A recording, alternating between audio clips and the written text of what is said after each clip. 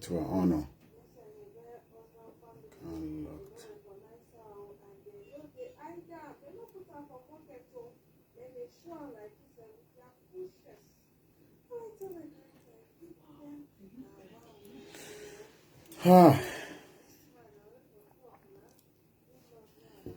Okay, gbogbo wa káàbọ̀ sórí ètò.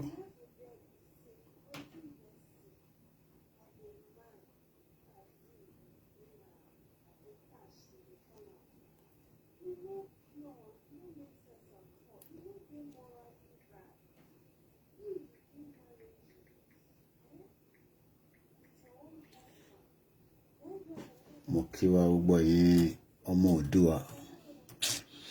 Ẹ má bínú àní lo software wa lálẹ́. A kàn máa lo phone láti fi ṣe broadcast yẹn ni. Ká má ṣàlàyé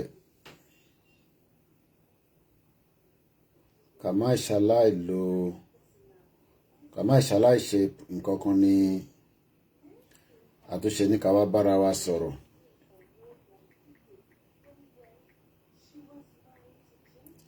Mo kí gbogbo èèyàn ọmọ Oòduà. Mo ń wo ìyá kan nísìn. Ìyá yẹn kò sígbà tó kí n criticize bàbá Akíntóyè.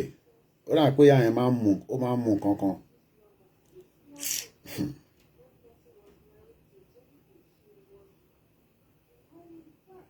What's going on?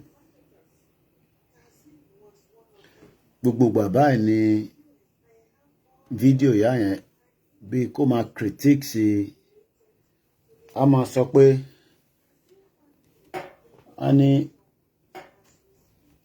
bọ́ ẹ ti mọ̀ pé àwọn ti Tinubu ni irú ìyá yẹn mo rò pé understand tán pè 1914 kò tó bá understand tán pè ní 1914 kò tẹ̀lé máa sọ Ayọ̀ Gúdìmú mo rí ẹ̀ ń bẹ̀ Citizen AY. Good evening my brother. Ìyá ẹ̀ máa ń sọ kábàkàbà bá a ní ó máa ń takò Professor Banji Akíntóyè. But àwọn tó jẹ́ bí Tinubu máa ń like irú àwọn ìyá bẹ́ẹ̀ yẹn. I'm sure pé yín náà àti bárù ìyá yẹn pàdé. Ó lè máa wò mí báyìí nísìn pẹ̀lú fake account ìyá tí mò ń sọ yẹn. Àwọn ìyá àsọnù. Àwọn ìyá àsọnù.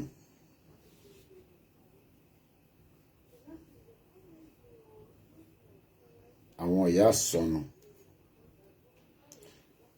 Bọ̀ gbogbo ẹ̀ ni a máa fún ní gbogbo yín pátápátá la máa fún ní internet. Ẹ má bínú mo ń try láti mo tó reason tó ṣe log me out kúrò lórí phone yìí. So I'm actually trying to start the but with all this technology sometimes can log me out kúrò lórí phone yìí. And I'm not sure why. But mo reset ẹ lọ. Mo rí níbẹ̀ èyí tẹ́ wà lórí Instagram. If you want to join me on Instagram, you can send a request. I'll bring you in. We're going to have the phone line. So it's more like just any update lórí Igboho. Igboho ṣì wà ní Benin Republic. If you follow the broadcast on a daily basis, kò sígbà tá kí n sọ̀rọ̀ lórí Chief Sunday Igboho. You probably didn't watch the afternoon broadcast. And don't be Igboho. So you're probably maybe new on the platform or you're just passing by.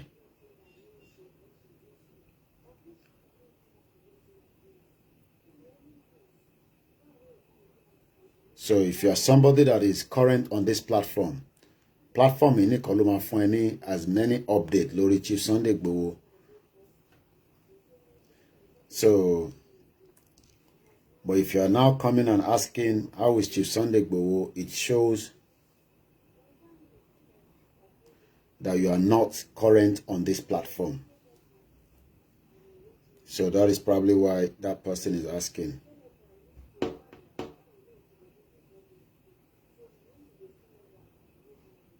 So, okay, I think we should be good now. Okay, I don't know what happened earlier. So, we should be able to go live now on the Oduduwa Koikimedia. Okay, kilo tun so listen. You can't go live at the moment. Prevent any misuse. Disagree. We're in Facebook. I'm on Facebook. We're going to be in Ntoba ń lo máa ṣe. Mo kí gbogbo yín bẹ́ẹ̀ ẹ kálẹ́ níbikíbi tí ẹ bá ti láǹfààní àti máa darapọ̀ mọ́ wa. Ó yẹ ká continue lórí program tá ṣe ní ọ̀sán yìí. But tó bá di ọ̀la lágbára Ọlọ́run, we will definitely continue on that program. So ẹ má worry. We will continue on that program. Facebook are blocking all the time. Nigerian government, Citizen AY, don't worry yourself. The Nigerian government doing their job. So, you know it's election time. So they have to do everything to make sure that our messages is not traveling. I mean, kini tiyan mama lọ sórí news feed Facebook, a máa gbé mi lọ sí Pakistan, àwọn video Pakistan, àwọn obìnrin, àwọn ọkùnrin, you know, irrelevant, something that has nothing to do with me. But gbogbo yẹn abuabani is just a matter of time. It's an election time, and a lot of our politicians, this is a time that a lot of Nigerians think is also time for them to make money. So, to them, I don't use Facebook anymore. Okay, Val, okay. Yeah, it's just a messed up platform. But I think it's cheaper for a lot of people to watch from there. I don't understand, you know. I know our YouTube is down for a while, but hopefully that will be back on again. Like I always say, the situation of Nigeria don't pass, say make somebody can't tell you that Nigeria go work. I greet you, my brother, Victrix on Instagram. I salute everybody with Instagram. No go wear this kind of hat for Nigeria. You are telling me, Mama, not here by J. Should you want to support it in Obuyen? To ba di ola, iwo wo ile ko wo lo si Mushin, Aboshodi, Ode. Revolution is coming at some point. Yoruba nation is coming at some point. Biafra nation. Sharia intense or election, you know, you are coming at some point. Gbogbo e ma gbara won loke ni. Okay, I know the Nigeria, California idea. Oh yeah, I just greet you, I just salute you. You know, if you want to come on Instagram and say one or two things to us, I love people to come and tell us, you know, your vision of Nigeria to work. Koikimediaoduduwa TV Radio has also joined on Instagram. I believe that's Citizen AY. Koikimediaoduduwa láti Diroko. The phone, mon charge I'm going to bring my phone out and we just open the phone line. It's just casual conversation. Mo fẹ́ ká continue lórí ibi tá ń bọ̀rọ̀ lọ lọ́sàn yìí. You know, Singapore is less than 6 million. Look, if truly Nigeria ti ṣiṣẹ́ is going to be broken English and everything and our own beautiful language Yoruba.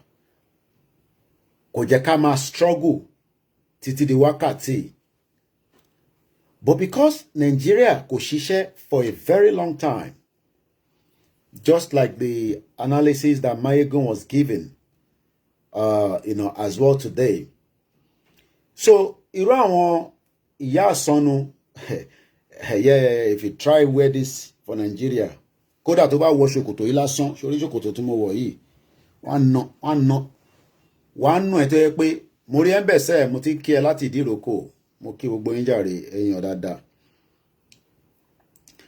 Wọ́n ní Yorùbá ló kàn. Ẹ mọ reason that ṣe máa ń sọ pé Yorùbá ló kàn yẹn. All right, let's go and do Twitter. Since the Facebook ń ṣe èyí tóhùn, ẹ jẹ́ kí n lọ ṣe live feed lórí Twitter. Kódà kò bá jẹ́ èèyàn kan la bá ń get lójoojúmọ́ tó ń gbọ́n kan tá à ń sọ, ààrẹ náà ní ṣòkòtò ọlọ́pàá. àbí wọ́n yẹ máa ń sọ kọ́ nìyẹn but má lọ wọ uniform tí mo wọ̀ yìí má lọ try ní Nàìjíríà o. Thank you very much. Sidophobia sido kọ́ nìyẹn ọmọ alájà yẹn wojú ẹ̀ dáadáa ṣé wọ́n nìyẹn ṣá mo bí kò mọ̀ dá ẹ mọ̀ lórí Instagram ṣé sido ọmọ alájà tí mo mọ̀ nìyẹn àbí another sido. So Sherry, for a very long time, yeah, people are joining on it on Twitter. So Facebook no give us room. We go on Twitter. People on live on Twitter. Let me do the mix LR. I think I still have about an hour left there. Money lot to increase the bandwidth again. These 3 hours where they do for mix LR is not enough. It's like it runs very fast. I have 1 hour 18 minutes. The reason is that because I cut it down. See, Morimbe Alaja Adebimpe mo kí gbogbo ìyàwó tí ẹ tin wọlé. Ẹ mọ̀ pé tó bá pé Nigeria ń ṣiṣẹ́, there will not be any reason why Nigerians will be traveling outside Nigeria. We will all love to live in Nigeria. Let's be honest. Let us be honest here now. Let's leave the sentiment. You know me, I be Yoruba man. I love to have a nation of my own. Omoyele Sowore want revolution because Nigeria is not working. APC people and PDP people want politics because na amala and kabu politics where they do.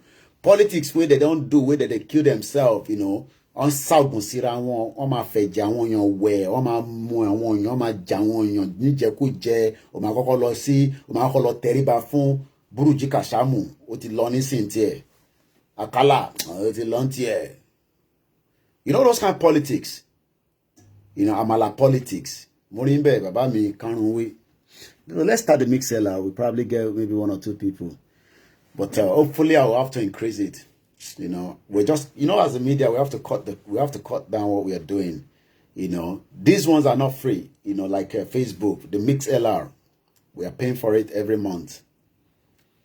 So that's why we keep saying, just look, the reason why you know the CBBC where they strong is because with the pay TV license.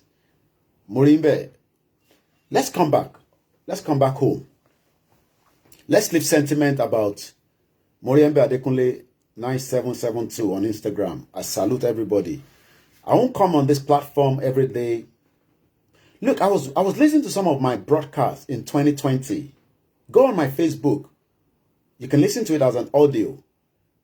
If you not come to money on more ati ṣiṣẹ́ dànù ati ṣiṣẹ́ gan. So I'm not at this point. Nigeria will be better on APC, PDP. They are all 419. Barawo Banzani. Gbogbo wọn pátápátá látòkè délẹ̀. Ẹni mọ̀ ránjú mo níbẹ̀ ni. 61 years. The basic things of life. Nigerians are not enjoying it. 61 years. Ìdí tá ṣe ń sá kúrò ní Nigeria nìyẹn.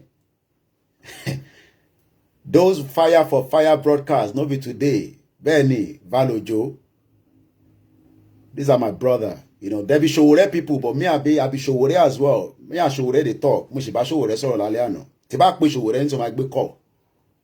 But let's not push them aside and say because they want revolution, they are not believing in Yoruba nation and you just counter them. Hey, you just no. I need gbogbo yẹn. Nigeria is hot. People are hot.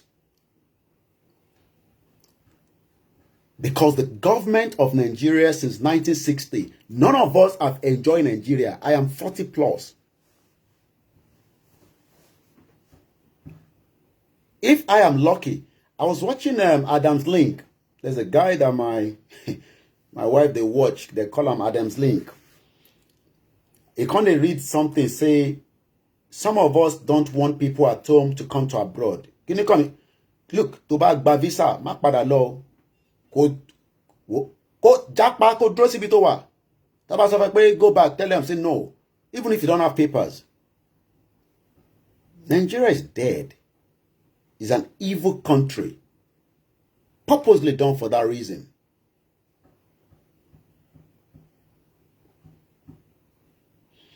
Evil country in Nigeria. If Nigeria was a civilized country, Sowore should not be in Abuja, locked there for 2 years without any reason. Okay, they want to, okay, he called for revolution. Okay, you are charging him for, kí ló máa ń charge ìṣòwò rẹ fún yẹn náà, ẹ rán mi létí again, Val, kí ló ń charge ìṣòwò rẹ fún? Wọ́n charge ẹ̀ fún, ẹ rán mi létí please, kí ló ń charge? Let me put this screen on as well so that make them, I need to go and get my glasses o. Ilé tí máa ń ranjú mọ́ screen yìí o, kò dá o. Mo ní láti lọ gba glasses mi. Who go sponsor me, go get my glass. Ta ló máa sponsor Koiki Media pé lọ gba glasses ẹ̀. You know, we need support all the time. I won't joke about that. It's something I always say because this is the only thing I do now. You know, láti àárọ̀ yẹn títí di wákàtí, laptop, phone call. I just come out of a meeting. Mo rí ń bẹ̀ kò gbọ́dọ̀ kú. Tíwáìlì yá mi, mo gbọ́ sókè. Yeah, overthrown the government. No, olórúkọ kan tó ń charge ẹ̀ fún Bashiru. Bashiru don dey but ìgéjì Bashiru náà Facebook kò jẹ́ kó treason. Thank you very much, ìyá mi. Treason the right word tí mò ń look for. Do you know that we should be charging Buhari for treason? Buhari tó fẹ́ charge Sowore for treason. Buhari fún ara ẹ̀ gan ó yẹ ká charge for treason. For overthrowing a government. You know when Buhari overthrown was a civilian government. Nigerians, they forget things now. Somebody, they ask, how do I pay my bills? That's why I ask people to support me. 2 years down the line, I've been on this mission. And we're not ready to back out. They're charging Sowore for treason. Okay, go to your court. Let him challenge it at the court. Then they play my... Show, Val, mate be lower show. Short a funny phone e padà. I was telling somebody tonight, pé Umaru Diko, he be 419 as well, no. Me, I'm not here to defend Umaru Diko. But 419, I think it was the Minister for Works. Oko $1 billion US. Imagine $1 billion US in 1984. What if only phone? Can you imagine that? So will they never get in phone? So if people are now telling us that, okay, Tinubu, when it gets there, it will change the whole.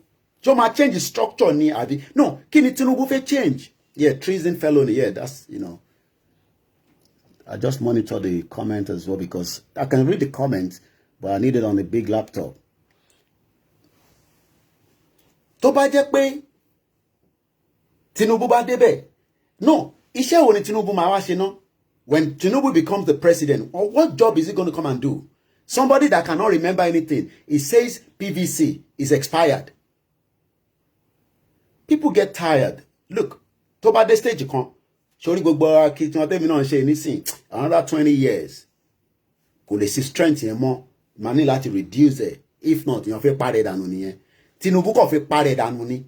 Kò ní di gbogbo tó ń ṣe yẹn. All he needs to do is say, okay, òun ṣe mistake. Àwọn ṣe mistake. Nigeria is not a country. Look, American former ambassador said America should declare Nigeria a failed country.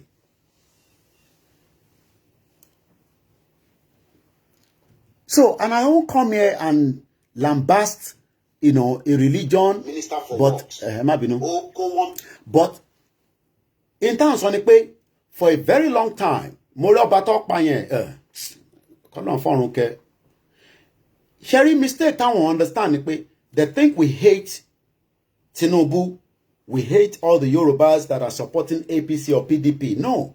What we are saying is the country, Eyiton Tosin, okay, Tinubu dead on arrival. And he kan wà lórí Facebook say, "O man taku baba Akintoye gan." Yeah, I need light complexion, bye. That's the beauty of the social media. In Toba Union, local store. But in them bas on the Toba wo mi, Toba so pe Nigeria will work. My phone line is open. If you want a full debate, I will give you the room. info@Koikimedia. Just say, I want to come and debate you that Nigeria will work. Based on what we are practicing now and all the shenanigans that is going on in and out. What Igboho gan ti pẹ́ kò ń ṣe lénìí. Ọlọ́run ló ní kí opportunity wà báyìí nísìn ká lè máa bára wa sọ̀rọ̀. You know, ká lè máa interact. Mo rí bẹ́ẹ̀. General Tunde, Nigeria is a British experiment and we must end it. Last Sherry the one day, understand. Ṣé mọ̀ pé ọmọ queen? No, kò ṣe ọmọ àbí. Grandson Prince Harry left everything. Ó lóun ò mind kóun lose the royalty òun kóun lè ní peace of mind. Ọ̀dẹ̀ yín wá ń sọ pé fẹ́ keep Nigeria. Fún ta lẹ fẹ́ keep ẹ̀ fún? Ẹ ti understand? Prince Harry. Talon yẹn mo sọ fún Talon. À ń bẹ ni òṣìkà ló ń bẹ kinní kan ló ń sọ. Talon à ń bẹ ni mo ń padà bọ̀ lórí yẹn.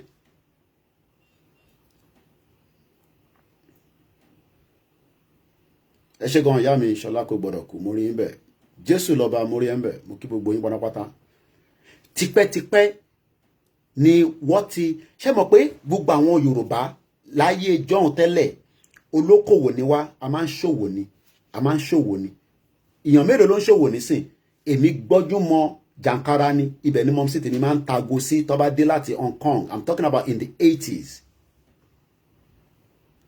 tó bá ṣe àwọn mọ́mísì tiwa nígbà táwọn ń travel kó tó bí mi ìyá mi ló ti ń lọ lóyìnbó ló ti ń travel 23 countries around the world. èèyàn mélòó ni ìyá ẹ̀ nísìn nílé kò ń ṣe pa fi ń bú yín ló ní opportunity láti tẹ̀ ta obì à ń bọ̀sibọ̀si pé ó fi travel lọ lóyìnbó lọ ṣe business. lọ́jọ́ náà lọ́hùn àwọn ìyá wa kankan tó ń wò mí wọ́n lè testify sí níbi tó ti ń taṣọ ní gọ́tà ní kankan káwọn ìyá yẹn tó dé lọ́ ti ń ṣẹ́wó padà fún wọn. ẹ̀mọ́ ẹ̀ tó ń ṣẹ́ dọ́là nísìnyí ẹ̀mọ́ ẹ̀ tó ń ṣẹ́ pound sterling 783 naira. kò ń ṣe pé Nàìjíríà ò lówó but ìlú yẹn ti tóbi jù fún àwọn lójú wọn láti distribute wealth yẹn across every Nigerians.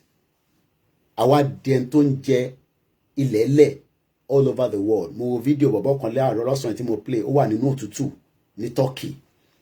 Kí ló dé tó wà nínú oòrùn kó máa lagi kó máa lọ ṣe farming mechanized farming. So wọ́n rò pé bí a bá ṣe ń sọ̀rọ̀ pé ẹ̀wọ̀n pé rú bọ̀bọ̀ Adéyínká grandson I don't talk about him because he has a own vision. But in tó kọ̀ mú vision ẹ̀ ni pé òun tún sọ pé àwa kan Libra àwa kan ọmọ Igbo àwa kan àwọn kan ní conservative.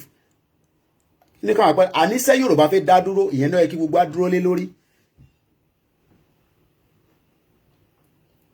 Okay, Femi Falana answering question today. Ẹ máa jẹ́ kí n mọ àwọn kinní yẹn on Clubhouse. Agbewa. Femi Falana was on Clubhouse. Okay. I don't think Clubhouse is something that people promote a lot. Wọ́pọ̀ bẹ́ẹ̀ kò ń ṣe ọba ńlá lẹ́ ń sọ ni mo ń sọ. There's another woman like that. Only fair complexion. Mo ṣe gbọ́ fídíò ẹ̀ tán ni. Mo ń charge phone yẹn mà. Kó dẹ̀ ti charge díẹ̀ nù. Kábàkàbà ló ń sọ. But èmi ò ní time fún àwọn yẹn because fracas kan ni mo gbé wá sórí Yorùbá Nation. Ó ní right láti sọ tiẹ̀. Okay, kíni ọmọ àlè ní Facebook. Mo ti change password yẹn. Ó ti sign me out lẹ́sẹ̀kẹsẹ̀. Alright, járe login padà now. Okay. Lẹ́ẹ̀kan sí mo ń kí gbogbo yín. Mo kẹ́yin Mùsùlùmí, mo kẹ́yin oníṣẹ̀ṣe, mo kẹ́ni tó believe in anything, mo kí àwọn tó ń pera wọn ní babaláwo. Kí ló ṣẹlẹ̀ kẹ́? Ìrọ̀ àwọn ṣeré kiri wọn.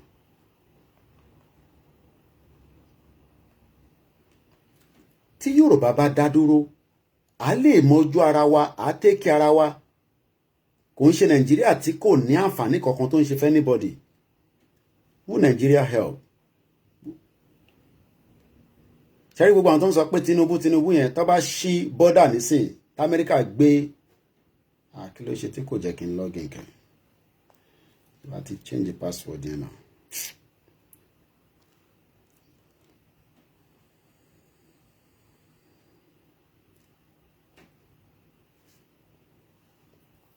Okay.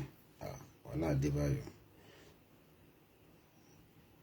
Ẹ má bínú ẹ̀yin wa. A máa ṣojú òpó nísìn bí a bá ra àwọn tó bá fẹ́ interactive kíní ni so I don't know what is going on. Mo rí ń bẹ̀ yá mi Grace Senior JP. Mo fi tọ̀wọ̀tọ̀wọ̀ ni mo fi ń kí gbogbo yín. But Falana is still in love with Nigeria. Falana wà okay now. Ẹ̀mọ́jọ́ táwọn ti wà lẹ́nu tó ń jẹ Nigeria ni. Kí lẹ expect? Kí ni wọ́n náà expect kí irú bàbá Falana, Fẹ́mi Falana? Most of them they're comfortable now. Àwọn early tó fẹ́ kí Nigeria pín. Irú gbogbo àwọn bàbá Falana anything, gbogbo àwọn lawyer, àwọn senior advocate, àwọn baby lawyer, àwọn senior advocate, gbogbo wọ́n ṣe case lórí fraudulent constitution tí àwọn military kọ. Ṣé gbogbo assign fún constitution yẹn? Constitution Nigeria, did we sign for it?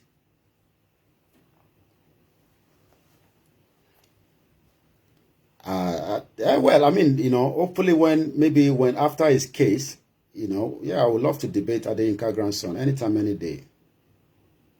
Anytime, any day. But his case is coming back to court in February 7 when he might be sentenced. At the moment, on a remand. But let's leave him on the side. Let's see. Nigeria, when they were cooking it up, he couldn't answer the balkanization question that we asked him. He was just deflecting and quoting laws. Okay. Minister of Finance resigned, but IMF just approved another huge loan. Lord cannot resign nílùú Lenny based on the fact that ṣé mo ṣe link yẹn sílẹ̀ ṣá. Àwọn tó fún lówó ẹ mọ̀ pé èèyàn bá parọ́ ẹ ní pé kíní Koiki kan máa ń dẹnu. Iṣẹ́ là ń ṣe ẹ mọ̀ pé láti tá bá ṣe show tán máa tún jókòó èmi follow ṣẹ́rí Ukraine Russia yẹn ìjà tó máa lana gidi tó bá délẹ̀ ni. So when we finish, we review, we go around. Ṣé mọ̀ pé mo ti parí ẹ̀ tán ṣẹ́rí òun lélẹ̀. Máa kà síta. Conservative minister resigned in anger over COVID fraud. In tó ń pè ní àwọn tó ń ṣiṣẹ́ láwọn eléyìí kò ń ṣe Dino Melaye òun náà fẹ́ jẹ́ Kogi state governor. Tó tó bá ti pín rẹ̀ sí fáwọn èèyàn tó pín lùbọ̀ tó pín ẹwà tó pín gbogbo ẹ̀.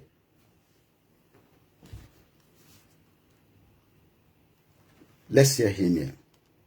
My lords, you can see is my deeply held conviction that the current state of affairs is not acceptable. Given that I'm the Minister for Counter-Fraud, it feels somewhat dishonest to stay on in that role if I'm in... This is a minister resigned today in UK. Let's hear this together. My lords, you can see is my deeply held conviction that the current state of affairs is not acceptable. Given that I'm the Minister for Counter-Fraud, it feels somewhat dishonest to stay on in that role if I'm incapable of doing it properly, let alone defending our track record. It is for this reason that I've sadly decided to tender my resignation as a Minister across the Treasury and Cabinet Office with immediate effect. I would be grateful if my noble Lord would pass this letter on to the Prime Minister at his earliest convenience. It is worth saying that none of this relates to far more dramatic political events being played out across Westminster. This is not an attack on the Prime Minister, and I'm sorry for the inconvenience it will cause. Indeed, I think any Prime Minister should be able to reasonably expect that the levers of government were actually connected to delivering services for our citizens. I hope that as a virtually unknown minister beyond this place, giving up my career might prompt others more important than me to get behind this and sort it out. It matters for all the obvious reasons, but there is a penny of income tax waiting to be claimed here if we just woke up. Total fraud loss across government is estimated at 29 billion a year. Of course, not all can be... Do you know why he's resigning? As a minister in that department, there's COVID. Àwọn èèyàn pè mí báyẹn náà àwọn ọmọ Naija Koiki wọ́n fún wọn ní loan ìwọ náà lọ gba loan mo ní mo need it. Because if your business was registered before 3 months of the COVID, you can apply for what they call bounce loan or whatever they were calling it. So many Nigerians, they applied. Not just Nigerians, but the reason why this guy is now resigning is because there was so much fraud. Most of you kò síbi tí kò sí wọ́n fẹ́wọ́, but it's about the system. Eléyìí nísìn orúkọ ẹ̀ máa wà ńbẹ̀ for life. Tí ìbá lówó lápò kí má lówó báyìí títí tí ìran mi máa fi dé wọ́n máa rántí pé bọ̀bọ́ kan wà wọ́n pè ní Yomi Koiki ó gbóná kí má ní owó tó máa affect mi báyìí orúkọ mi ẹ̀ tá ń fà lọ yìí ẹ máa rántí ẹ̀ a sì máa kọ̀wé kò ń ṣe nísìn ẹ jẹ́ ká débi tá ń lọ. And that is what this guy ibi báyìí lè mi gbé àwọn òyìnbó lè mi understand pé this is how the process works. Ó resign lálẹ́ yìí, ìní ló resign bàbá yìí. Wọ́n ò ní kó lọ resign o, ó kò wò pé department tóun wà nínú ẹ̀. Imagine this in Nigeria, where people, let me speak a bit of more English for the benefit of our other listeners. Imagine people that have working in Nigeria government, whether this government, the previous government, the previous government, and they found out there was a fraud in their ministry that they were working with, and they tendered their resignation. This is what the guy has done. Yeah, bounce back loan scheme. That was a big fraud. I'm going to give you the statistics. Yes, Baba Karomini, integrity at work. Let's see a little bit more. Stop. I don't own the copyright to this video. It belongs to BBC. The combination of arrogance, indolence, and ignorance freezes the government machine. Action taken today will give this government a sporting chance of cutting income tax before a likely May 2024 election. If my removal helps that to happen, it would have been worth it. So it leaves me only to thank the noble Lord Tunnicliffe for his courteous but attentive... Ayogundimu has helped us out. £4 billion. The fraud. One more come. Sherry, because if you conduct a fraud here, is everywhere. But it is how you quickly tackle it. Nígbà tí mo dé Louis ní 1998, tó bá gbé mọ́tò, àwa náà ṣe àwọn kó tó ní license, go ìgbà mi wà ra insurance, tó bá so wà sáré cancel it. And they started changing the system, upgrading the system. Now, do you know how many people is just coming through Nigeria? As you are watching me right now, people just they walk into Nigerian border. As the time now is almost 1 o'clock in that shit hole country. People are just walking. It is a corporate fraud that caused the resignation. Yes. The guy tendered his resignation. Let me now read it. Because that Oyibo with that man, don't be upset that you are told you don't understand what they say. But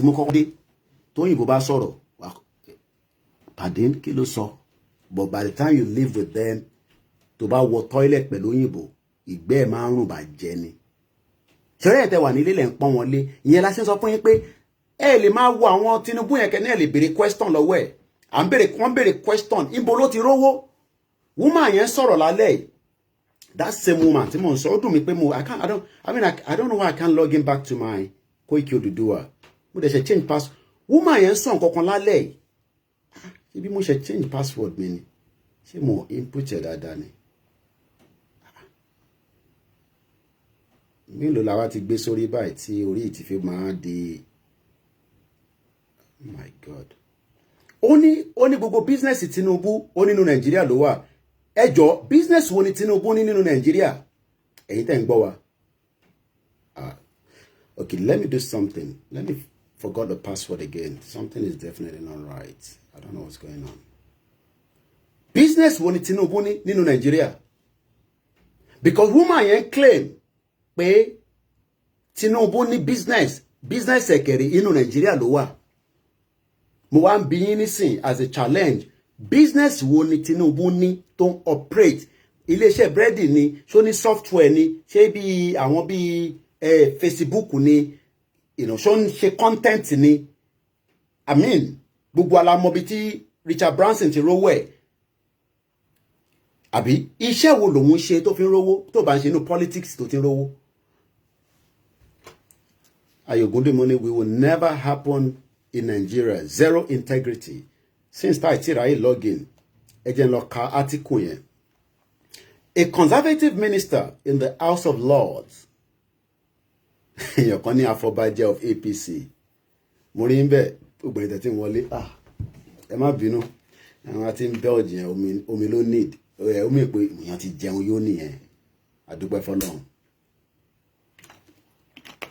Ohun mi kí wọn náà máa jẹun dáadáa ní Nàìjíríà, but oúnjẹ ni problem yín, kò rẹ̀ ṣe pé ànílẹ̀. Agbèrò businesses. Kódà woman èèyàn kan wá pè wọlé, ìyẹn ní accountant ní Tinubu, ó ṣiṣẹ́ pẹ̀lú bíi Shell. Zero business. Okay. Lord Agnew accused the treasury. Ẹ máa gbọ́ bàbá yìí tẹ́ ń wo òyìnbó yìí orúkọ làwọn lè fi sílẹ̀ torí tó bá dákẹ́ pẹ́ tó bá kú nísìn kọ́lọ́n tó bọ̀ fún lẹ́mí gúngùn wá lọ wo rẹ́kọ̀dì ẹ̀ pé níjọ́ kan èèyàn kan kọ̀ dìde ó tender resignation because he accused treasury Louis of having little interest in the consequence of fraud to our society. Àwọn sọ̀rọ̀ fraud. Kí là ń pè ní fraud? The 1914 amalgamation is a fraud. Ìtòrẹ́ lè mú ṣe ń ṣe wàhálà. Ìtòrẹ́ la ṣe ń pariwo. Ìtòrẹ́ la ṣe ń sọ̀rọ̀. Ṣòwòrẹ́ lè má align fully pẹ̀lú wa. But kó máa sọ pé gbogbo system Nigeria náà fraud ni. Kò work. Revolution ni. Àwọn ọmọ Igbo Nnamdi Kanu òun náà sọ pé Nnamdi Kanu ti lọ protest against the injustice of the North ní Nigeria embassy ní bíbáyìí. Ẹja máa bẹ́tọ̀ yẹn nìṣó. Ẹni tó bá fẹ́ pè wọlé gbogbo ilẹ̀ mọ nọ́mbà yẹn àbí kí n tó pè fún yín kò sígbà tẹ́ lè pè. Ìwọ tó bá ń sọ̀pọ́tì APC kódà wọ́n ní ká má máa fún wọn láàyè mọ́ nínú. Sometimes we just have to educate them. Èèyàn kan ní Tinubu equals fraud, tax evasion, money laundering, and white powder trade. And it's confirmed. Bàbá yìí ní owó tó ń tọwọ́ bọ̀ nínú treasury. Òun ò lè wà nínú ibi tó ti ń tọwọ́ bọ̀ owó. Kó má resign. Mo ṣe fìlàsókè. Bàbá mi Pastor Emmanuel Togba. Ṣé mọ̀ pé bàbá mi August last year lèmi àti yín ṣe interview. No, not last year, 2020. Mo wá ń play àwọn audio mi padà. Mo wá rí audio yẹn. Ẹ mọ̀ pé MixLR yẹn I went back. Mo lọ review nǹkankan. Mo pé ṣé kí n tún increase owó tó wọlé dáadáa. Normally where kí n máa lo the professional aspect of it tó máa fún mi ní more enhancement that will also help us. But only tó wó bá sí ìwọ̀nba tó bá wà mo cut it down gan láti 24 hours sí 3 hours. Nísìnyí I think if I look at it now, èèyàn mẹ́ta ló ń gbọ́ wa nísìn àti lo 25 minutes. After another 53 minutes, ó máa dákẹ́. And if this broadcast go for 3 hours, they cannot enjoy it. But because the little that we have is what we are using. So thank you very much, 3 people listening to us. And since August 2020, last bẹ̀rẹ̀ sí ń lo MixLR, 26,000 people. 26,000 lọ pé kíní yẹn statistics yẹn. I think it's about 26,000 or something. I've been able to, let me go back. I've been able to listen to that MixLR, which is very good because it shows that people are going there. I'll be able to give you the statistics now. But like I said, we can only do what we can do, account. Mo ṣe padà bọ̀ lórí ọ̀rọ̀ bàbá yẹn, but ẹ̀yin tẹ́ bá fẹ́ dá sọ̀rọ̀ yìí náà +447594050979. Ọmọ Tinubu ni ẹni wá sọ ìdí tí lọ́kàn ààrẹ à ń sọ pé kí Yorùbá dá dúró gbogbo Singapore kò tó 6 million. Bẹ́ẹ̀ ni wàá ṣeré Mustapha Bashiru ti bá wa pín ní nọ́mbà yẹn fún ẹ̀yin tẹ́ wà lórí Koiki Media. Mo kàn fi lọ wo data kìíní yẹn.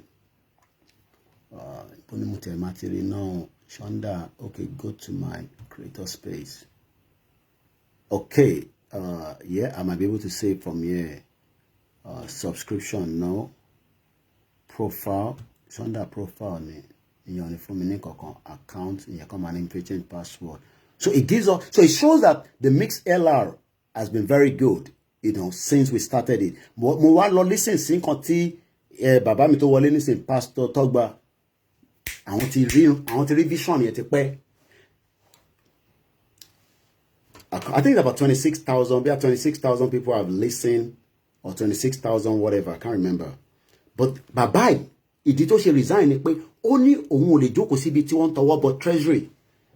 And they are already on tọwọ́ bọ treasury in Nigeria, and we have elite, we have educated people, more highly intelligent than me. But what they are saying is, okay, we agreed, and people then for Yoruba nation. Because you know, family me kan PDP lẹ́ni yẹn.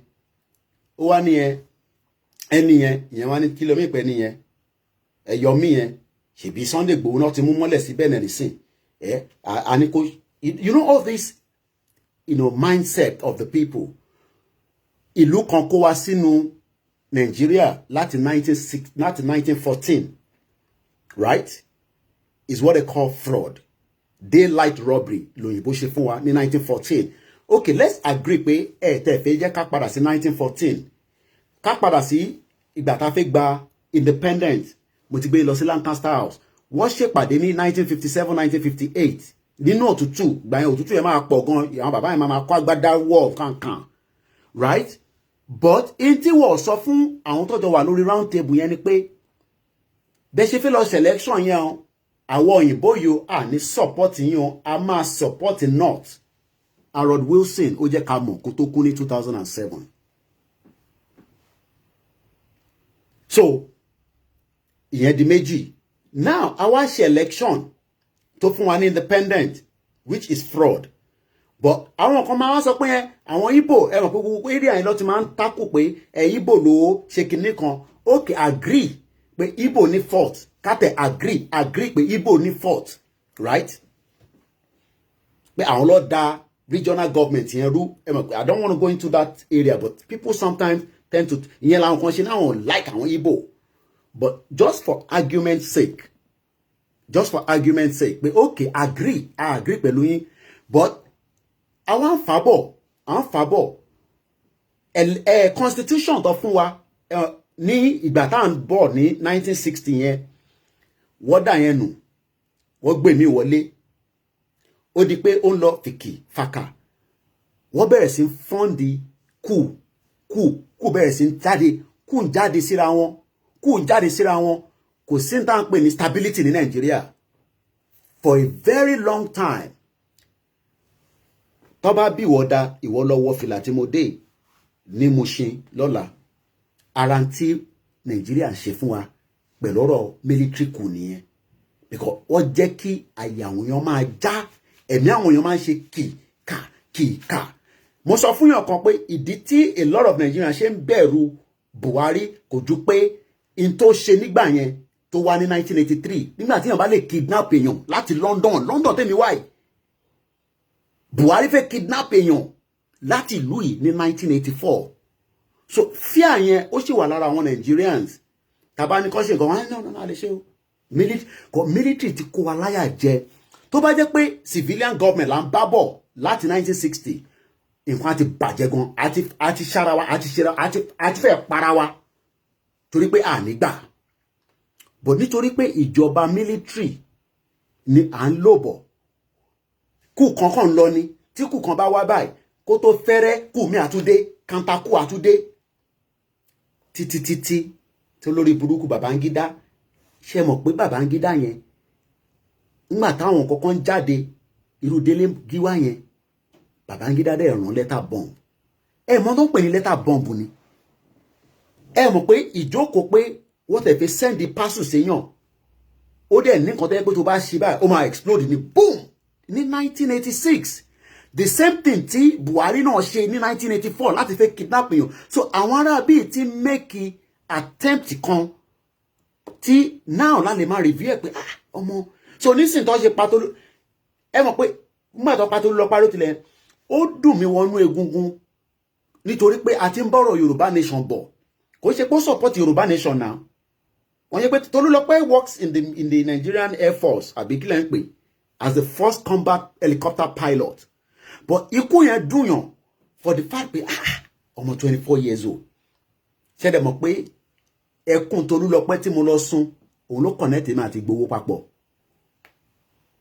kódà mo dámọ̀ nígbà tí Igboho pè sórí show ìtàlẹ́ ó sọ̀rọ̀ èmi tẹ́ pé mo ń bínú wọn faraya gidi ni èmi ni Igboho àwọn tó dá voice Igboho mọ̀ tí ń pariwo Igboho and as at that before that time làwọn èèyàn ti ní ká contact Igboho tásìkò bá tó fún connection yẹn click the rest is history tí mo sunkún níwájú embassy kẹ́lẹ̀ imagine pé Tolúlọpẹ́ lóòótọ́ Ọlọ́run ló dá wa ìgbà tó a máa padà Ọlọ́run ló mọ̀ ó dẹ̀ mọ̀ purpose tàfi wá but how can you train a girl like that ẹ wá náà àwọn ọ̀rẹ́ kan wá kí irú àwọn ọ̀rẹ́ burúkú wo nìyẹn wọ́n bí mi dá nílùú yìí kò kọ̀ sọ pé mo fẹ́ lọ kí ọ̀rẹ́ mi kan nínú military base ó wá tún gbé mọ́tò wọlé mo wá fi mọ́tò yẹn pààyàn. It does happen, accident wèrè pọ̀ káàkiri àgbáyé. But you will expect the Nigerian government láti defend irú ọmọ yẹn. Wọ́n kọ̀ waste ọmọ yẹn lọ bó kò jọ Nigerian government lójú. Nígbà tó bá lè pa Adelegi wá before he was 40. Ìbáwá tẹ̀ ti 40 nísìn àti bímọ àtúfẹ́ bí sí à ń dúpẹ́ fọlọ́run. Ṣé Adelegi wá bímọ ṣá? I think he had a son or daughter. I don't know. Àwọn kan wá ń wo index ṣẹ́rí òkú tó ti pa between 1960 títí dé 1980 òun ló jẹ́ káwọn kan ti rí vision yẹn pé ìlú yìí no nǹkan kan right. But ẹ mọ̀ pé àwa nígbà yẹn pẹ̀lú àwọn òbí wa àtẹ̀ntó wà òkè àtẹ̀ntó wà òkè ṣẹ́rí àwọn tó wà òkè ní Nàìjíríà mò ń sọ̀rọ̀ 80s ẹni tó wà òkè à ń bò wọ́n láṣìírí. Èmi ò mọ̀ ti agbègbè míì ti bìdín ẹ mọ̀ pé olúkàkú ló lè sọ background wọn. Background tèmi wá èmi mọ̀ pé àwọn kan ò ní kódà àwọn ṣìgbà tí mo lọ́lé ní 2015 tí bá dárúkọ orúkọ ilé ìlẹ̀ ọdẹ pé àwọn èèyàn máa gbọ́ orúkọ yẹn náà èèyàn máa keep yẹn ni àwọn ọmọ bàbá kinní kan èmi náà ra àwọn ọmọ bàbá kinní kan ẹ mọ̀ pé àwọn bàbá kan wà tẹ́ pọ́n máa bá wọn ṣiṣẹ́ nínú ilé but wọ́n bàbá wọn níṣẹ́ ọwọ́ tó dá gidi lọ́wọ́ but à ń bò wọ́n láṣìírí bí Yorùbá ṣe ń ṣe nìyẹn bá ṣe ń ṣe nìyẹn so kò jẹ́ kí a lot of people mọ̀ pé problem wà nínú Nàìjíríà. Àìmọye táwọn èèyàn rán lọ sí school àìmọye tó yẹ pé wọ́n máa darapọ̀ mọ́ yín ẹ̀tẹ̀ ní mọ́mọ́ nílé ẹ̀mọ́ ní ọmọ aráàta. Ẹlòmíì gan sẹ̀ wàá tún máa bí bẹ̀bẹ̀ yẹ pé ṣé ẹ̀yin lẹ bí ọmọ yín ni èmi mo bí lọ fọbọ́ ìwọ ló máa fọbọ́ lẹ́nu because ìwà máa rò pé ṣèbí yẹ kọ́ ló bí òun yẹ kó lọ fọbọ́ yẹn náà ìyá tí a wá máa sọ fún ẹ pé no irọ́ ló pa. So a ní nǹkan ṣẹ́rí gbogbo kíní ìlà fẹ́ lose tá a bá careful àwa wá gọ̀ ẹ mọ ìdí tí mo ṣe náà gọ̀ ni pé àwa ń play innocent pé kí Nàìjíríà kò work. Àwọn èèyàn lọ sí Unilag wá lọ sí Yaba Tech wá lọ sí Ilé Ifẹ̀ wá lọ sí that wá lọ sí that wá kàwé yẹn wá kà ní àkàyè wá kà ní àkà back to back. Mo mọ bọ̀bọ̀ kan lẹ́kọ̀ọ́ phase 2 lèmi gbé dáadáa bọ̀bọ̀ yẹn gbé ní side ibi Thomas Sèdí la máa ń pè kò rí kọ̀ǹpútà sójú rí gbogbo tó wà ní kọ̀ǹpútà ó máa kọ́ sílẹ̀ fún ẹ ó mọṣẹ́ gèwé ni. Bàbá ẹ̀ ní kó lọ ṣe medicine onírọ́ ọmọ Ìlọrin ni wọ́n ó ní accountant ló máa ṣe accountancy ló máa ṣe torí pé yẹn máa tètè yá kó lè tètè help àwọn tó ń tẹ̀lé lẹ́yìn because òun nìkan lọ ó dẹ̀ láìtì bá àwọn ọmọ gẹ́mọ̀ káwọn ọmọ Lagos Island wọ́n láìkì bọ̀bọ̀ yẹn báyìí tó bá ẹ̀mọ̀ káwọn ọmọ Èkó ìrọ̀lẹ́ la máa ń múra ìbọ̀jú rí èmi tẹ́ pé nàgó lèmi ọmọ mi ní phase 2 dáadáa. But in tí mo fi fáwọn bẹ́ẹ̀ ni pé for years àwa ń play innocent pé Nàìjíríà máa dáa but àwọn Haúsá jókòó àwọn plot wọ́n calculate pẹ̀lú àwọn òyìnbó because wọ́n mọ̀ pé tó bá dé stage kan in life nǹkan kan máa fẹ́ yí padà. Now wọ́n wá tan bàbá wa Abíọ́lá kọ́lọ̀ fọ́run kẹ́ wọ́n ní Abíọ́lá jáde lọ dìbò àgbéjọba fún ẹ àṣẹ wọ́n ti síwájú ni ariwo wa ta lọ MKO Hope 93 òun ni Délé Mọ̀mọ́dù fẹ́ lò nísìn àwọn ọmọ Délé Mọ̀mọ́dù ní kó má lo Hope 93 yẹn o. Délé Mọ̀mọ́dù wants to do the same thing. Bob D. I know him very well. Ó mọ̀ mí dáadáa báyìí because I've worked with him, you know, during his ovation at least twice. But the point is, ẹ̀yin ẹ̀gbọ́n mi, ẹ̀yin bàbá mi, ẹ̀yin náà wá play back scenario tí mo kọ́ra mú jáde nísìn. Kẹ́ wá máa wò pé àwa fẹ́ fix Nigeria. Àwọn north wọn ní interest láti fix Nigeria. Kò sílé náà ọmọ kan á lọ sí school. Kò ń sọ̀rọ̀ regional government là ń sọ mọ́ nísìnyí àti ń sọ̀rọ̀ in the 80s àti ń bọ̀ bẹ́ẹ̀ nígbà tí mi ṣe tán ní primary school ní Onward Nursery and Primary School a lọ sí Abẹ́òkúta Grammar School boarding school. Kódà discipline wà ẹ̀kọ́ wà knowledge wà. Kódà mo rántí ọ̀rẹ́ mi kankan lọ́n fọ́run kẹ Gbénga. Anẹ́yàn ọmọ Èkó. Ẹni gbọ́ Yorùbá kankan. Wàhálà tí ẹni yẹn. Ṣé ń copy àbí kí n má copy ẹ. Mo gbọ́ Yorùbá náà nìyẹn. Àṣé nígbà yẹn àwọn nǹkan tó máa dá fún wa nìyẹn. Now, I'm 40 plus, going to almost 44. Tí bá wẹ̀yìn báyìí nísìn. Tèmi bá lọ opportunity, where is phase 2? Adenijadele. Ẹ lọ sí gbogbo bẹ̀yẹn, ó dàbí gọ́tà ni. Tí bá wẹ̀yìn nísìn. Tèmi bá lọ opportunity pé mo jáde kúrò Nàìjíríà. Ṣé gbogbo èèyàn náà lọ opportunity yẹn?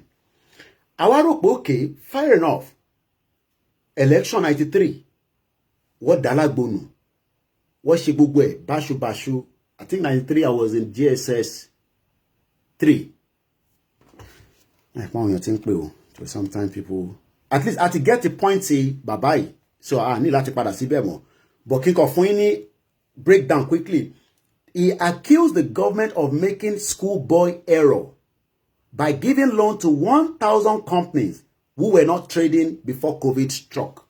1,000 iléeṣẹ́, fake iléeṣẹ́, wọ́n gba bounce back loan. Òun ló di reason tó ń ṣe resign lálẹ́ yìí, ó ti dànù nísìn àti wà ní midnight. Adúpẹ́ fọ́lọ́ àlàáfíà ni mo wà. Àbọ̀rọ̀ mi ò yé yín nísìn. Ẹ má bínú, máa fi call dé mọ́ mọ̀ pé tí call ti wọlé díẹ̀. Láti ìdíròkò kọ́lọ̀ ń jẹ́ kó wọlé o. So, in tí mo fẹ́ fàyọ́ ń bẹ̀ ni pé àwa fẹ́ fix Nigeria. We wanted to fix Nigeria because, like I said, because we have some of our brothers from the Biafra and they love to listen to us even though we love our language. You can call the show at any time and let's interact. When I get tired, we go back again to bed. But for now, I think we still have a bit of strength. While we were all trying to make Nigeria work, some element of people were sitting behind the fence and preparing the worst case scenario that will not make you to be fulfilled in Nigeria. So what they now did was they allowed the religion to blow away in proportion. People were going to prayer rather than going to the industry, to the factory. People were coming out. And this started coming as soon as I finished in 1995 from the secondary school. And 3 years after that, my mom, Nigeria before then. Knows that my mom left Nigeria because of the exchange rate in 92. Based on the foreign exchange. And when you don't travel, don't get dollar of business. So they can see, she can see the reason that something did not go right. If my mom could leave Nigeria, left Nigeria rather, because of the exchange rate. So what the hell are you to come and tell me, that Yoruba nation, you want something out of it? Like I always say, like gidi lo bi awasi. Kò ń ṣe pé mo feel proud. Tí mo rí ni. Mom sit tèmi ṣe U-turn Los America. She leaves on Friday, she will be back on Sunday. Kò ń ṣe pé sọ fún mi mo rí sójú ni, ó ṣì wà live. Then was when the VHS came out. You know that video cassette. Now we don't even use video cassette. We don't use DVD. Everything now is Netflix and technology has changed. That should be the trend. If truly Nigeria was working or they've left us in that regional government, that should have been the trend that Yoruba should have been going. It's like a curve. You're a young guy. So you finished secondary school in 1995. Share a curve that the country was meant to be working, but rather Nigeria was coming back literally like that. They were making money, bastard money in crude oil money. But where is all the money? No infrastructure that we can look back to. No industry producing something that we are exporting in large quantity because they didn't have good plan for Nigeria. But Nigerians were thinking, as at that time, just like any one of us, we love Nigeria, we love Super Eagles, we love Amala, we love Pounded Yam, we love Egusi. And somebody like me finished in 95. But straight up, my mom told me, forget about Nigeria. They come UK. Okay, no problem. UK, you know. But the point is, when we play back now, about play back, saying is, if we play back, the question then we should be asking ourselves is, at what point did we start knowing that something is not right? It's because of this education that we are now giving ourselves. Not the one that we got in secondary school. If to say the one we get for secondary school, before don't scatter things. But the secondary school one was the British model. Just to keep us going. Finish your WAEC. Go do JAM. If you pass, go university. But what I did not tell you is, when you finish university, you still come back to your parents' house. It was when I get to this country, I realized that people know they even leave their parents' house. When they are 16, they are already out. They give them house. They give them this. They give them opportunity. But a 40-year-old man, right now, still they live face me, face you. Still struggling. Not because he's lazy. Because there's no job opportunity. Because opportunity for anybody. But like I said, the Yorubas has been helping each other to cushion that pressure. We're helping each other. Only for us now to realize that, wow, Irolobade, Baba Irolobade, and there's some Yorubas where, look, there's crime is everywhere. We're not talking about crime of that crime. I don't condone crime, but I'm talking about a crime now committed on our behalf, which was in 1914. It was the biggest mistake. That is what we want to unbundle, not fighting the politicians because we disagree with them. No. But we are trying to unbundle the error made in 1914. What are the clause, Nino? Only jogbon, okay. I know somebody jogbon in me, okay. So, mistake touching on educate our fun, okay. Oyinbo wa, oko wa leru, Washington fe agree. Fún wa ní 1914. Ẹ̀yin náà lẹ sọ pé tó bá di 100, ṣáwọn ọmọ 100 years yẹn máa dé. No going back. Bẹ́ẹ̀ ni Pastor Emmanuel Tọ́gbà mo fi tọ̀wọ̀tọ̀wọ̀ kí. Bẹ́ẹ̀ ni mo kí bàbá mi, bàbá confirm. Mo kí gbogbo yín wòlíì Ọlọ́run. Thank you very much. Ìyá mi Yẹ́misí. I love you so much as well. Thank you very much to all our mothers. Each time people call me and say, Ọlọ́run ní kó máa bẹ̀ nílé Sunday Igboho máa ní ọba bá mi bá máa pa mí náà ni ìbí nǹkan tẹ́ máa fi sọ náà ni ẹ̀rọ̀kẹ́ lómi tó bá sọ ọ̀rọ̀ ẹ̀ kò ní fẹ́ sọ pípa yẹn mu ni ọba bá mi ń bẹ̀ máa pa mí náà ni but that's the story for another day. But one thing we got to remember is, look at the chart now. Nigeria is the #1 capital poverty of the world. Our #3 most terrorized country. But again, before we all started this movement, we were all doing our own little bit as well. Nigeria is not working, we agree. Okay, allow the people that will do the job to become, the candidate.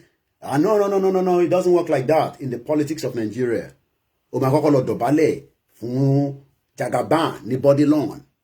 When some young people here, youth, are contesting as an MP, as a councillor, they've now made everything to start crumbling.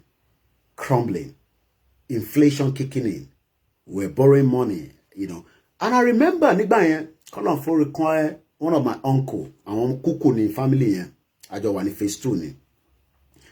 Tó bá ti ka budget, ma sha rí pé bàbá yẹn á gbé paper fún wa. Oh yeah, tell us, what you understand by this budget. Bàbá ma yo wale na fẹ́ lọ gbá bọ́ọ̀lù me. Ẹ mọ̀ nígbà àwọn ọmọ kékèké.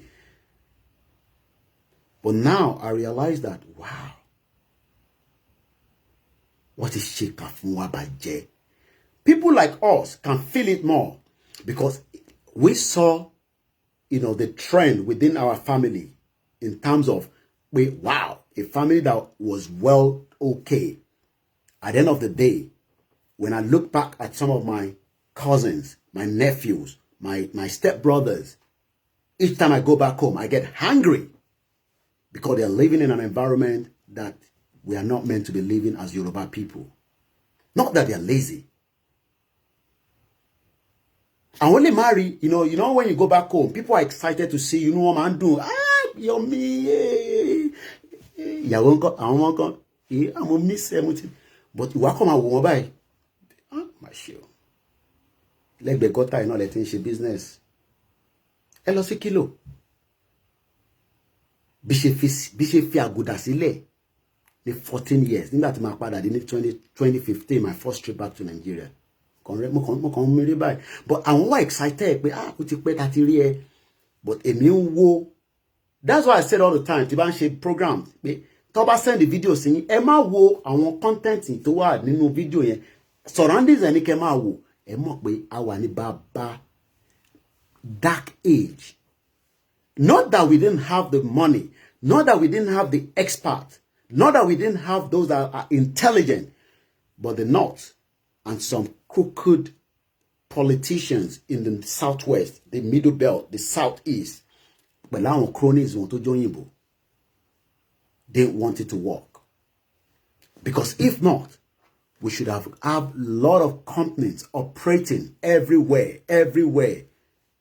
Èmi máa ń lọ bá grandma mi ra butter ní Leventis láti phase 2 máa fẹsẹ̀ rìn, mo ti dá máa tó lọ gba kẹ̀kẹ́ lọ́dọ̀ bàbá plenty kan ni bàbá yẹn ó wà ọgbẹ́ wà léwájú ó máa ń fi kẹ̀kẹ́ rẹ́ǹtì ni. By that time tó bá yẹ pé ìlú tó gbádùn ni irú àwọn bàbá yẹn á ti ṣe irú nǹkan táwọn Boris Johnson tó ṣe ń ṣe nísìn, you can just, if I go out now I can just pay money. No, lórí tí wà lórí phone I got the bicycle in mama ride there. But all this innovation was there, but we had people that did not have any interest. So when you are now telling us to keep one Nigeria, after knowing everything we know now, who are you keeping Nigeria for? At whose interest? What interest in any to keep Nigeria from going on? Who are you keeping that one Nigeria for? Okay, DJ Copy, she's doing she PhD, don't she need Oxford, I think she's probably, is that college masters, don't she? I think it's PhD. No, she PhD, Nisha. We don't want to MBA, masters, ni. What I can masters, no, mama, she. Go back and look at the history of that girl. I don't have a problem with her, but I have a problem with her dad, Otedola. I will give Super Eagles $250,000. I have the money in the account. Go to his town, go to his local government, and you see the mess they created. So don't think that we are upset with individuals. We are upset because they've kept the Yorubas backwards. And the politics that you want to play in Nigeria will not allow us as people to grow. The worst smelling area is Aroloya and Jankara. Nígbà tí mo lọ kan, mo ní ọ̀rẹ́ mi kan, ọmọ custom ni. Ní dárúkọ ẹ̀. Àwa lọ Jamala phase 1 yẹn. Mo kàn wo environment yẹn. It's painful. But those living in there, they are used to it. They wake up, that is what they see. They go back to bed, one be mosibe. And all that. So what they've done is, they've kept the Nigerians not to progress. And the question again then is, tó bá yẹ pé Britain dá, tó jẹ́ pé àwọn dá pẹ̀lú àwa, right? People tend to say, don't blame them. Let us blame those that left the situation room with. And I totally disagree with that. This country has never left us. Ìlú òyìnbó yìí wọ́n fi wá sílẹ̀ lọ́rùn. They were playing behind the scene. They were giving instructions.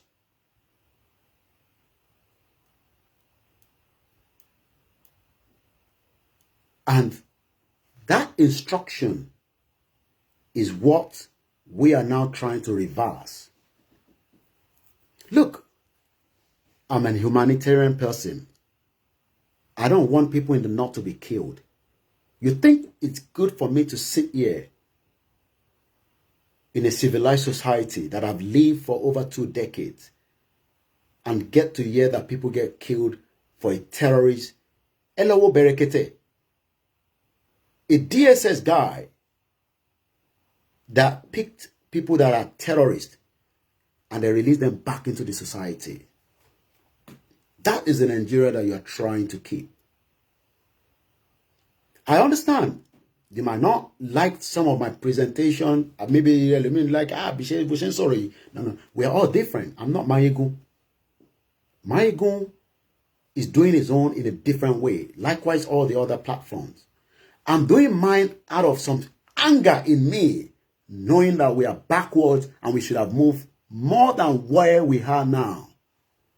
Like Batati Berry Yoruba Nation, I've seen people send me their background CV as Yoruba people, whether in that contraction or outside. And the question then we should be asking ourselves is, we should be angry on a daily basis. Not that alone. I should be angry that my own children are up there sleeping as I speak to you right now. And if I'm lying, I'm not going to mention the name of the guy. This message came to me a couple of... this message was sent to me.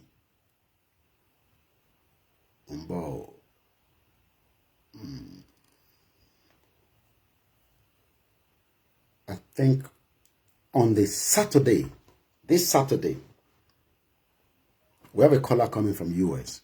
It's not my show, it's your show. Let's take the first caller. Hello. Hello, sir. Good morning. Hello, sir. Yes, sir. Show on live, sir. More live news. Everyone sorry later. All right, sir. All right, thank you, sir. The line is open if you want to communicate with us.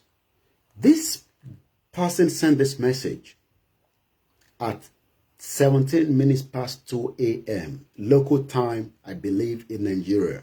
That would have been about 1 a.m. here in UK. Hello, sir. He called me at 2:16. I didn't pick the call.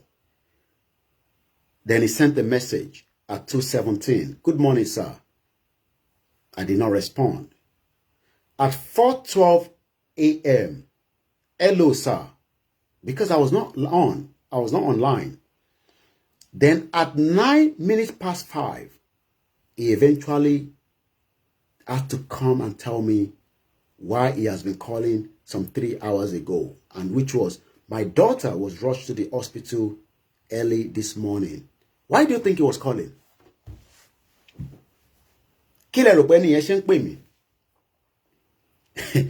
Kelechi said we must die with Fulani and their caliphate in Imo State. Target is on the ground waiting.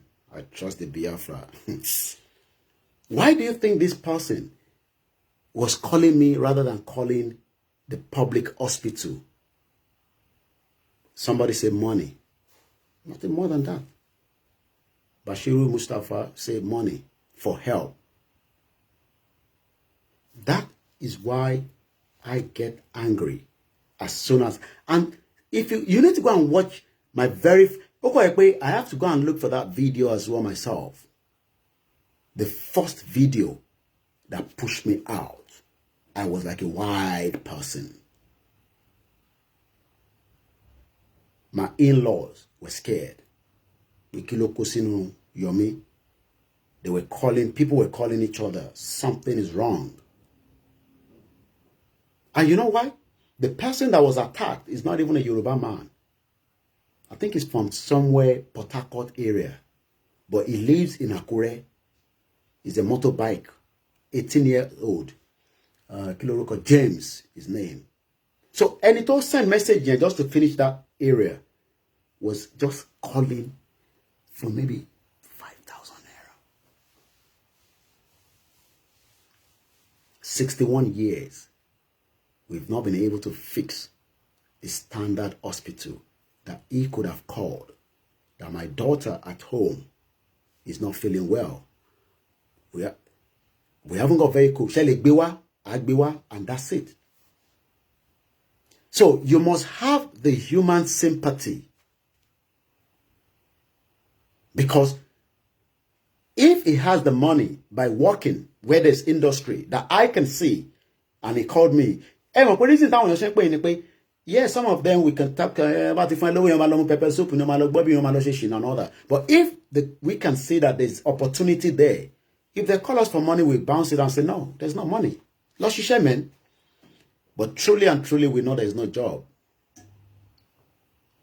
Whether it's a private or public sector.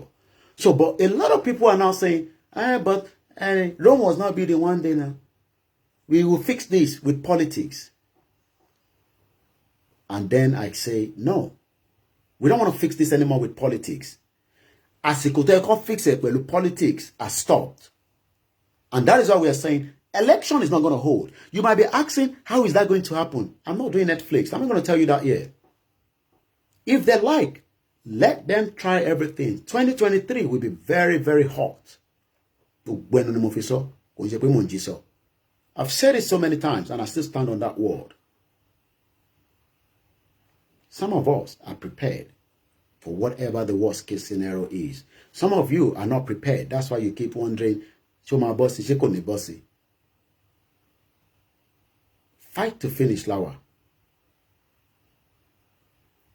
Fight to finish. But the government of this present government will push the people out before we get to that stage. We're still in January. It's a countdown. I saw them say they've already punch Timoka the subsidy. Federal government suspend the plan for petrol subsidy removal because they're already understanding that people will go out and they'll do a push.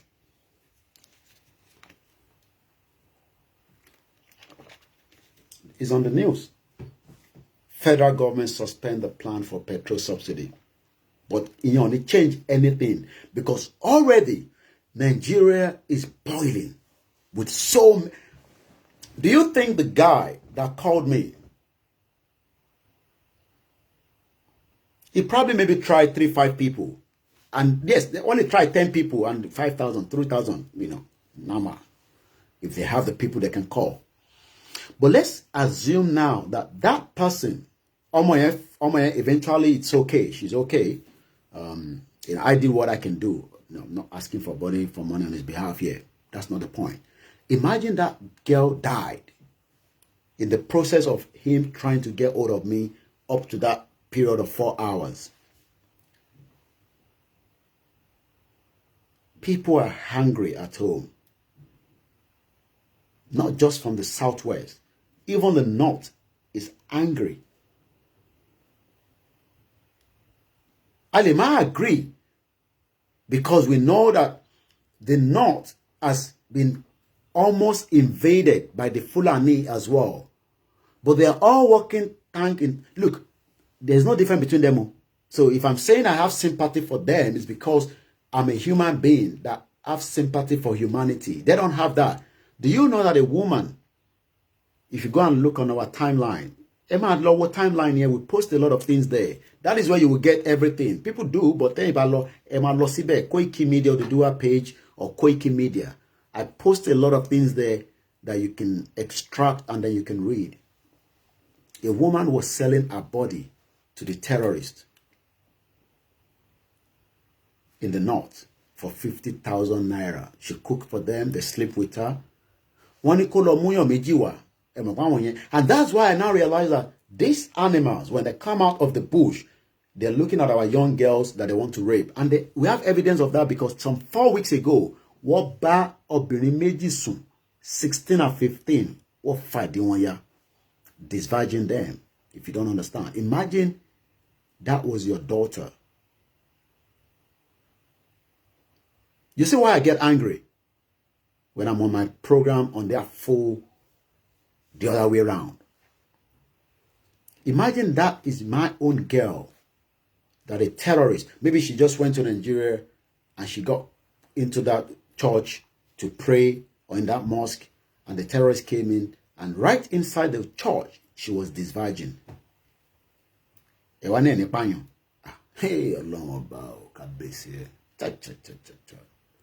that's why we're telling the politicians, those security will not be able to protect you if Nigerians come out and do what they have to do. It will be too late.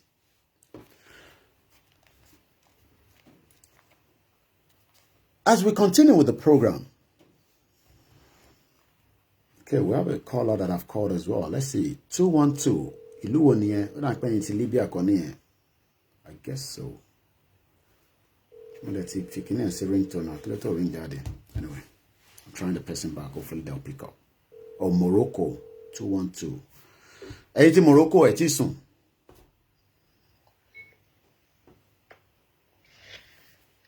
Hello? Yeah, brother. Oh, hello, Oduduwa, brother. I'm calling from Morocco. All hail Biafra. How you doing? How are you? Very, very fine.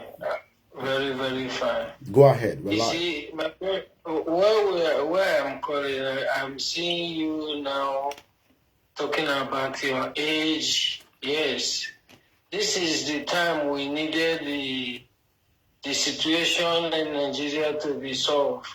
You know? So our elders, all the other people, they can observe what we have seen and how you are living where you are now. You see, we took everything on granted. We took life easy, and everything in that Nigeria is just like every time if you come, there is no solution.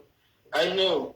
But this time around, at least we, this young age now, need to stop these people by all costs. By anything, if you can take our life's blood, because you have been in Europe, you know what is it. You know how they suffer before they are. If these people can be killing people in toll gate, stopping the revolution peacefully, pushing their talk, and the same people are clamoring for the 2023 election, and we are keeping quiet, focusing these people. My dear brother, there is no way these people can we have said everything for British people. They know everything. They know everything. They know everything. My brother, anyhow, in your state today, Fulani people invaded there, killed, sacked all villages in Yoruba land. Instead, people doesn't care about that. But what they think is only that city, that Lagos, that city where they belong. Now, the people that are living in rural area, nobody cares about them. Yeah. Nobody cares about them. You see, this is very bad. And that is where, if you live in Europe, this is where the income comes to the city. Is it not true? They bring agri from those places. If you don't bring those cities, we run longer. See? So, this is upset. These people doesn't feel any remorse, and there is no any sign they're going to stop bandits in the north. I'm telling you, these people it's all about suppressing us, and that's what they've done. And a lot of Nigerians are thinking that we're just kind of sitting abroad. We're angry, they don't understand why we're angry. And I just look at them and I think they don't understand that Nigeria is number 3 most terrorized country in the world. You will never see a population, you will never see an average of 100,000 Oyibo coming for proper holiday. Not the one that are coming to hustler like you, that wants to steal and use the advantage of the white Oyibo. I'm talking about 50, 100,000 just coming in frequently on a proper holiday within a month. It's number 3. Terrorized country in the world. Do you understand what that means? Very sad. Very sad. All right. Thank you very much. Okay, yeah, go ahead. Yeah. Let me tell you something again, brother. One thing, I want to encourage our youth to never think that they are well down. Because this revolution pass, this revolution that head on pass, that they bring all their talk to quench. Believe me, whole Africans, they give us hand. They say yes, they believe that we have men. These other Africans, they have women. So I want you to be courage and stand for their right. That is it, because 200 millions. You look at this nation's cup now, 200 million keep watching. There's nothing there. So that is the thing. And even though we now going to fight each other to become strong. Keep it on, my dog. Thank you very much. Yeah, I appreciate. You know why I was laughing? I just saw a comment for those of you that are not reading that comment from the other platform. We will bust all their private jet wheel tires at the airport if they think they can. Oh my God, it's just run away. Let me tell you. That's a funny one. If they think they can escape, we will station plenty of organizers in every airport to deflate their jet tire and one weary. And on a serious note, somebody said, I was in Kuje prison with a Fulani. I know what they're up to. Wow.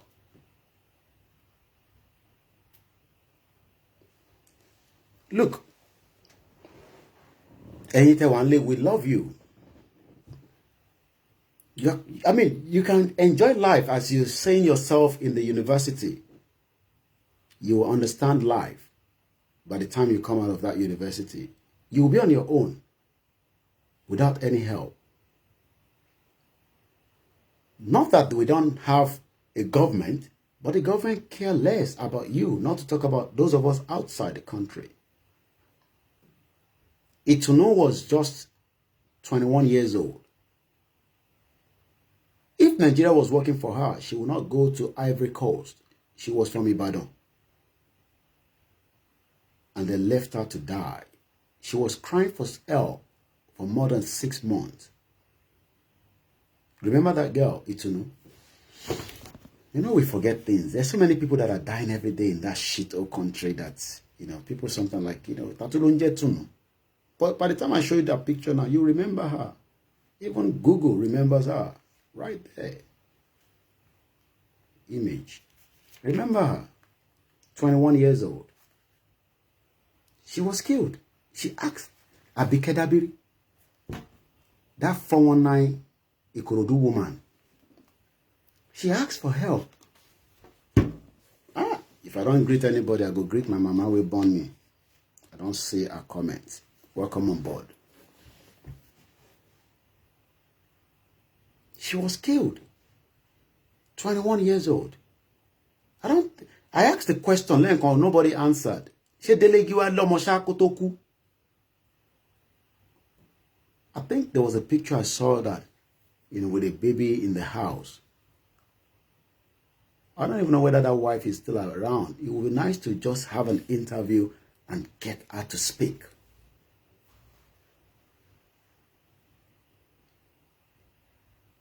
You know, look, you all are being suppressed in a system.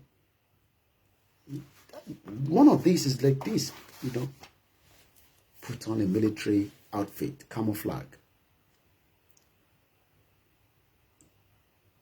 And everybody thinks that, I'm going to tell me not about it blow, my security don't want to tell me. Okay, fine. But is that a civilized society? Do you know that Davido doesn't go with any security? Probably maybe some of his friends that they work in groups. But I'm talking about security with hand when he's in America or probably in Dubai. But the moment he arrived in Nigeria, he has those guys stationed because he knows some of you wants to rob him. That's the reason why. Not because of the Fulani terrorist. Okay, yes, one Dele Lomo, you have the daughter. Okay. It would be nice to see if we can get her to come and speak to her if anybody have a contact. That was a painful death, Delegiwa. So the country, they've been suppressing us for a very long time. And we've been taking it as well. Yes, Delegiwa has a grown-up son and a 2 or 3 year old daughter then before he was killed. I want to murder Daniel. Thank you very much for that. The number is there if you want to call, plus 44 75 94 05 09 79. WhatsApp or direct. And if you want to come on your Instagram, just to come and talk to us, you can also send a request. I will bring you in. Yesterday, I think we did up to 1 o'clock. We'll see how it goes this night. Yes, Aisha Giwa, the Itagiwa, is now a politician. Is that the wife of Dele Giwa? That Itagiwa, woman ni ìyàwó Dele Giwa ni. Okay, I know her then. I've seen that woman. To man lost rural area, to man on money, donation and all that. Is that the wife of Dele Giwa? Okay. Wow.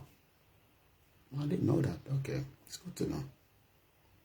The wife. Wow. Okay. Okay. 8 on yes. All right. But you more robust by Lumilara only light complexion. Okay. I don't think she's still in the Senate. Oh, the first wife. Okay. Yes, she's the one with the son. Okay. It's good to know. You see, we learn every day on this platform. But the reason why people don't like Koiki is because they think I'm too aggressive and I'm calling for war. I'm going to do this, I'm going to do that. But Nigerians will push themselves out before all these things happen. Around Kwangwon, people are boiling, but they're keeping it. They're keeping it. But they will get to a stage that they will not be able to keep it anymore and everything will just kasala. Boom. They never say anything but location 419 is supposed to learn from what is happening in Burkina Faso and Mali. Something just keep telling me there will be a coup before the end of the year. I don't know. I might be wrong, but every day that instinct keep coming on and the moment there's a coup, that's the end of Nigeria. From that day, we must all resist it and say no. Because you know what they're going to do? They'll first suspend all these your politician, military decree, another military decree, roll out military administrator. And you know what they'll do? Oh, we will give you transmission of a democracy after 2 years. If you and make the talk, they're not going to listen. America they're not going to... All these military criminals will not listen to international community when they overthrow the government. They're not going to listen. So it is now entirely up to every one of us. Me, I know, if they like me, maybe they don't like me. Let me care. Yoruba nation, we stand.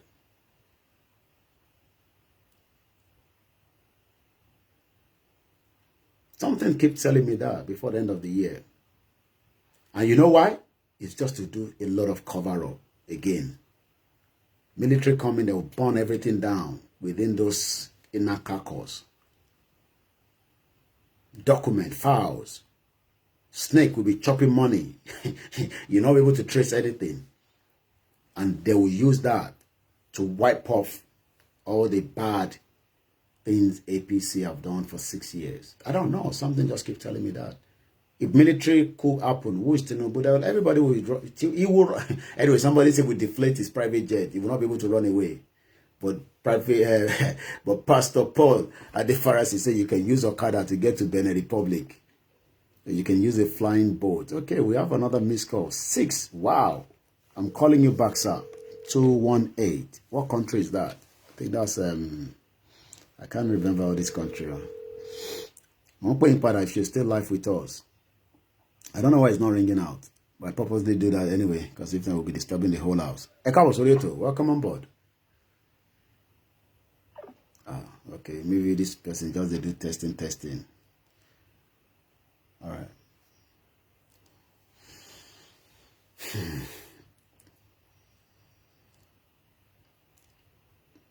Or am I wrong? Do you think there will be a military coup in Nigeria? Let me throw that question out. Do you think there will be military coup in Nigeria before the whole Kasala burst? They will not listen to international community. These guys, they are.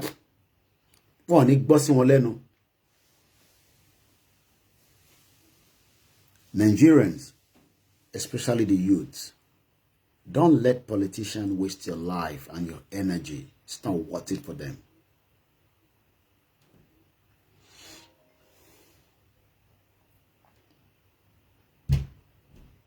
Hello?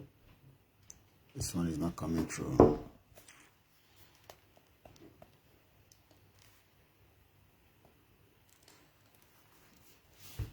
12:39 a.m. Tuesday, the 25th of January. Igboho is still held in Benin Republic. We have our mother on the line. Hello, good morning. Hello, good morning. Ekabo Sorieto. Ekale Ekushe. Ekabo ma.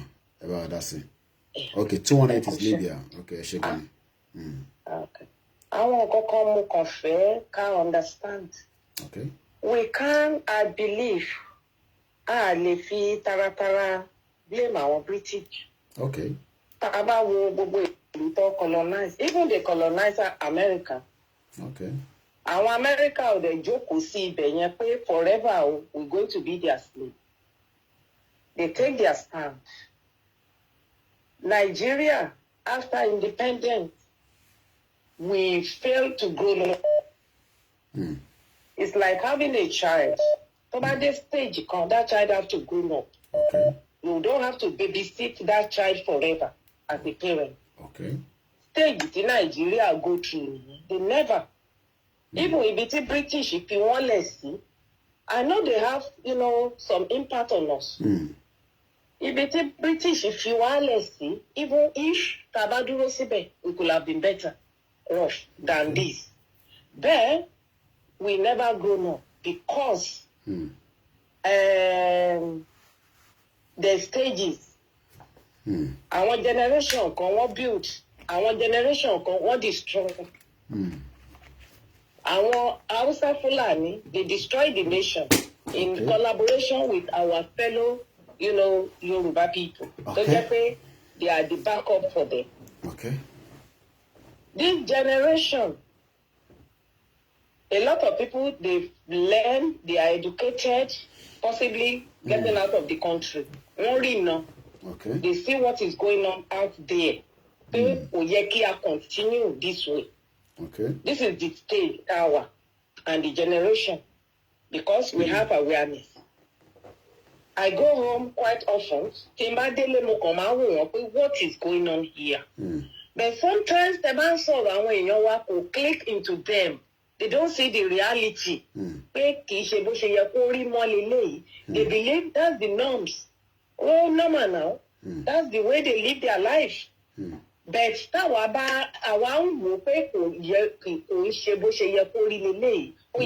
move up. There should be changes. Because our people, so-called politicians and some other people, won't believe in looting Nigeria money all the time. And this is what they have been doing for a very long time. And they still continue it. If that all were fine, our feel impact. For example, in UK, okay, they are stealing, but people don't really feel the impact to the level to just say they have to be crying out. An individual need Louis because they have the love. Can your man underrate you for loving people? One, they are human. They go, far to take care of humanity than us. We don't really, typical Nigeria, they don't value life. Life will jam kokosu. But Louis, no matter how small, they value life. Oyinbo me to ninkan, only will property for charity. How many people can do that in our country? Possible. So that aspect of not being human miss out in Nigerian situation. The self-centered attitude of looting the resources is there, and they are still doing it. It's not going to be stopped unless these idiot people, they deal with them in the hard way, and they will learn. All right. When they flush them out, one more thing, yes, individual, I get into their brain that's not the way to build a nation. A nation to man really Nigeria collapse, it will collapse. And that's the stage the Nigeria is now. It's getting collapsing. It's going to collapse. Nobody can hold it. Wow. It's going to collapse. Wow. So stage it out. And àwọn èèyàn wa. Yep. Wọ́n ti gbọ́, wọ́n ti mọ̀. Some people, they are in denials.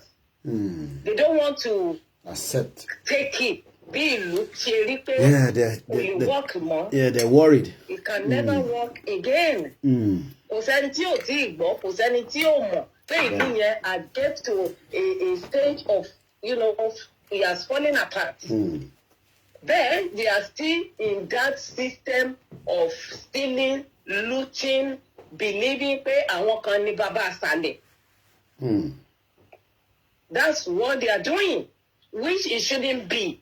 Nigeria, you can't do anything. No matter how small, you have to know somebody somewhere, which it shouldn't be.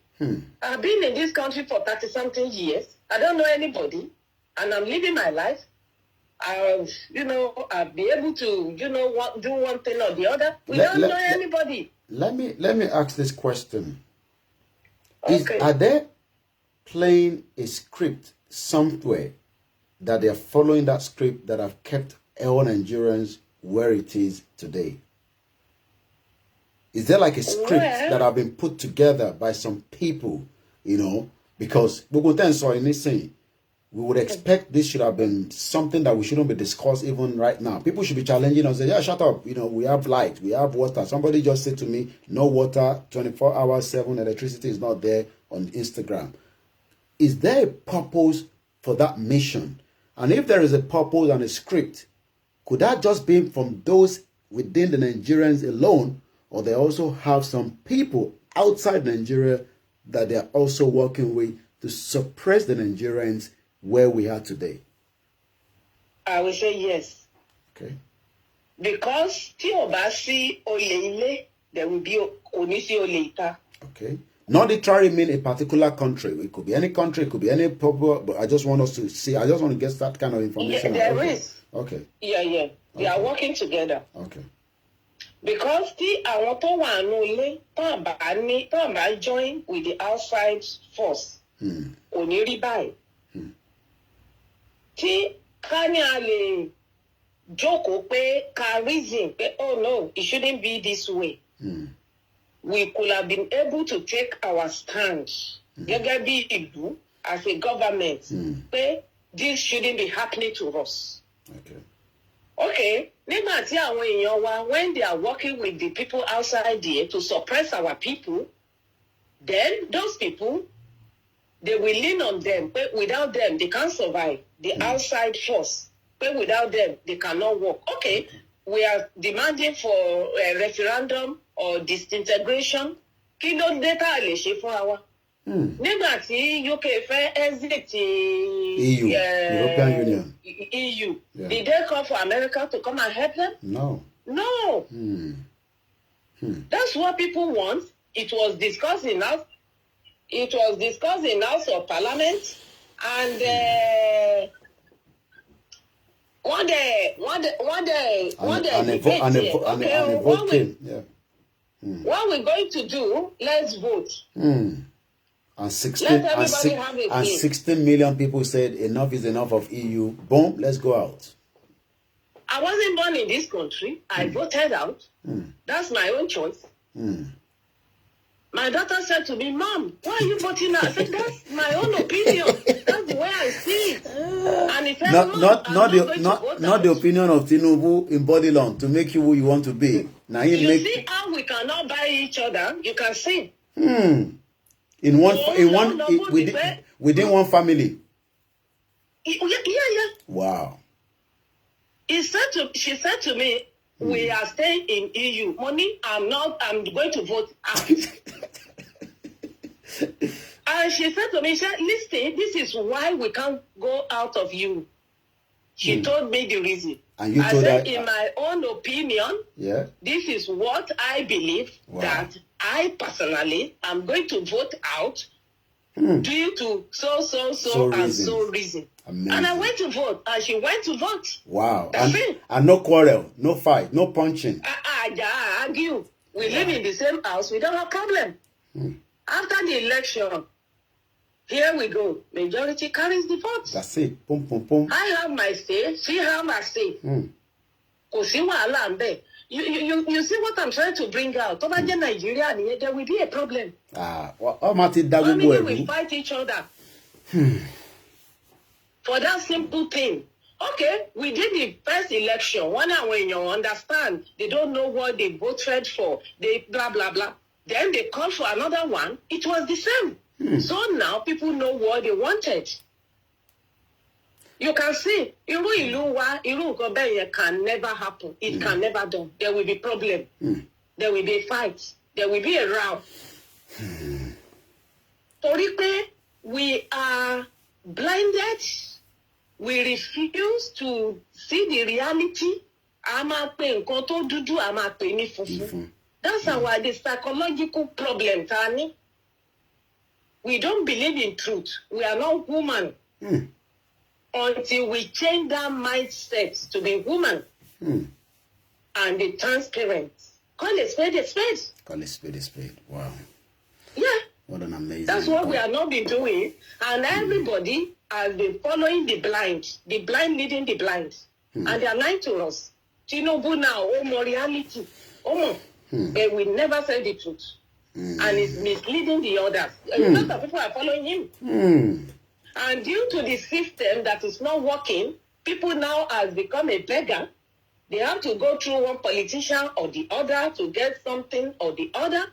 So they have been held in captivity of those politicians. These are the problem.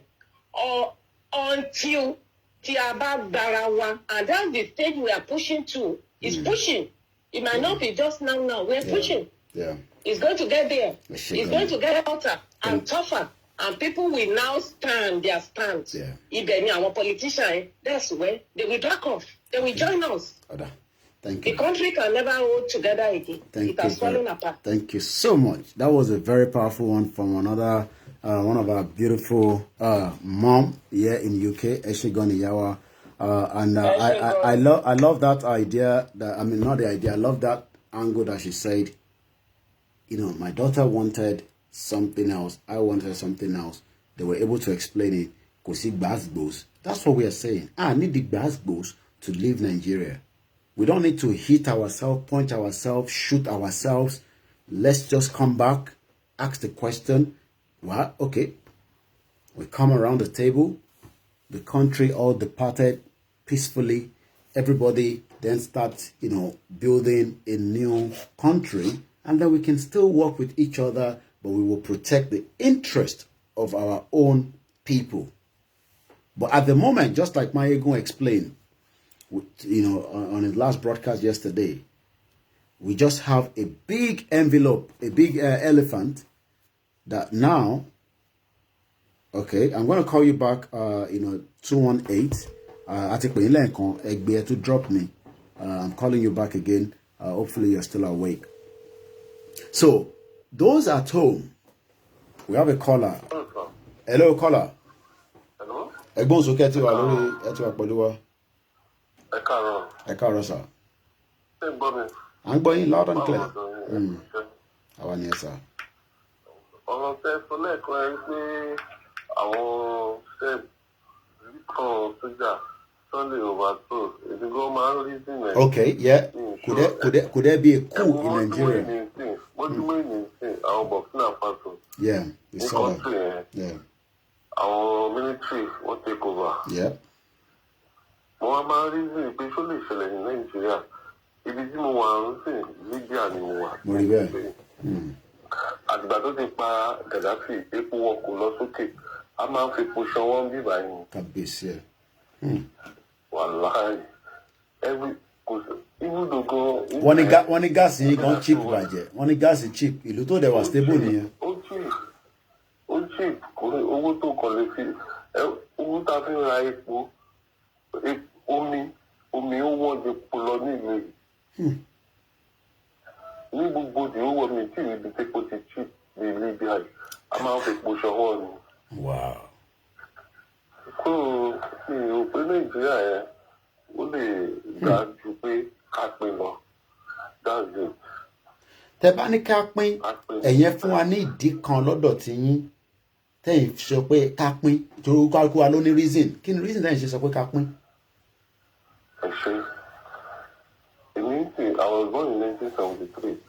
Ṣé pé àwọn yìí ti di 30 years nísìn wọn lè mọ̀ pé Nàìjíríà ti dá tẹ́lẹ̀. Ìgbà táwọn akéré ńgbà yẹn tójú bá rọ̀ tábà wọnú gọ́tà báyìí a máa ṣa owó ni. Ta ló lè ṣa owó mọ́ inú tó àwọn age of 30 plus wọn ò lè mọ̀ pé Nàìjíríà ti dá bá bẹ́ẹ̀. Ṣé ọ̀dà tán?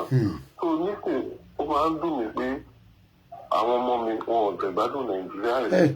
Èmi ni mo rán ọmọ mi lọ sí skul fún wa ni ọmọ méjì péré ni mo bí wọ́n dẹ̀ wà ní Nàìjíríà ọdún mi ti divorce mi ìníyàwó so mo ti wòye pé kò sí nǹkan táwọn ọmọ mi ń benefit ní Nàìjíríà so gbogbo ìgbà táwọn adé kiri yẹn àmọ́ ìpè Nàìjíríà dá ó dẹ̀ àtìgbà tó dẹ̀ ti bàjẹ́ ni ìgbà tí Babangida ti gba ìjọba dáàbò ìgbà tí Nàìjíríà ti tó gba ẹni ojú àwọn ìpè Nàìjíríà ò lè dá kò lè dá kọ́ gbé Jésù àti ànábì pé kó wá rù Nàìjíríà kò lè dá ju pé ká pín lọ.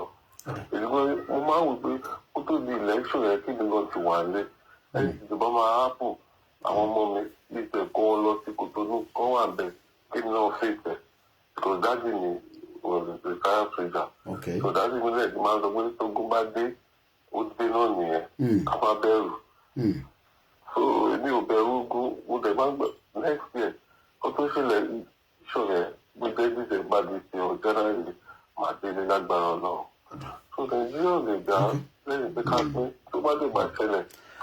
nígbà tẹ́yìn wà worried as ẹni tó bí ní 1970 àwọn tó bí ní 2000 wọ́n máa sọ pé Nàìjíríà máa da ẹ̀gbọ́n mi. Kò lè da àwọn ọmọ ní torí ẹ̀ àwọn ọmọ kéékèèké sí torí ẹ̀ ló ṣe ń ṣe ìyàwó tó ń ṣe wọn mọ̀ pé kò ń ṣe pé kó ẹ̀mọ̀ ìgbà tí àwọn China ní 1982 wọ́n ṣì wá ń yáwó lọ́wọ́ wa ìgbà táwọn yẹn tó ti owó technology wọ́n á tó ọmọ wọn lọ tó bá bí ọmọ 5 wọ́n lè gba 3 lọ́wọ́ ẹ̀ ọmọ tó rán ní school tí gómìnà rán ní school ẹ sọ fún mi báwo ló ṣe fẹ́ rí lọ́la ó máa gbé yàn náà tó gbogbo àwọn ọmọ tó ń tè yẹn tó ti ń lọ sí àrọ́dá wọ́n tó fi wọ́n ṣiṣẹ́ so òun gbé kìlù wọn rí bẹ́ẹ̀ but ìgbà tí àwa lówó tiwa Ọbásanjọ́ ó invite the whole world that was 1977 festa 77 ó invite wọn àti Nàìjíríà tó ti bàjẹ́ nìyẹn so Nàìjíríà ò lè dá máa ń fọ́lù yín gan. ẹ ṣé gan ni thank you very much. ìmẹ́tì ní pé ká pín gáàdì. ẹ̀yin náà agree pé ká pín ẹ ṣé gan ni. mo kí ẹ̀gbọ́n mi Ọlọ́run àtúbọ̀ bá ń dúró tì yín àwọn ọmọ tẹ́fílẹ̀ ńlé náà gbogbo wọn pátápátá ló máa jèrè ìlú tí à ń torí ẹ̀jà ẹ ṣé gan ni thank you very much ẹ ṣé gan ni. lẹ́ẹ̀kan sí mo sì ń kí gbogbo ẹ̀yin tí ẹ ti ń darapọ̀ mọ́ wa lọ́tún lọ́sì ẹ̀yin náà láǹfààní àti láti ẹlẹ́ ìpè wọlé náà parí miss kọ̀ọ̀kan náà bí àwọn bàbá wa ní àwọn kó wa ní aláwọn ẹ̀gbọ́n aláwọn àbúrò but èmi ò ní wá síbí kí n fẹnu tẹ̀m̀bẹ̀lú gbogbo ìjọ kọ̀ọ̀kan nítorí pé ọmọ tó bí dáadáa ni mí ẹ ló bàbá wa ẹgbọ́n sókè sà. ẹ kú àlẹ́ ẹ káàárọ̀ sà à ń gbọ́ yín loud and clear sà. +41 ìlú wo ni +41 yẹn kíkọ láì díà. Switzerland. ibi tó wà gangan nìyẹn. ẹ̀yin lẹ máa host Davos lọ́dọọdún. ó yẹ kí n wá ní ọdún kan but ẹ mọ̀ ó ní processing tó pọ̀ rẹpẹtẹ báyìí so but oyiwa yìí sí à tẹ́bá tẹ́pẹ́ ibà yìí náà wọn ò fi bẹ́ẹ̀ kò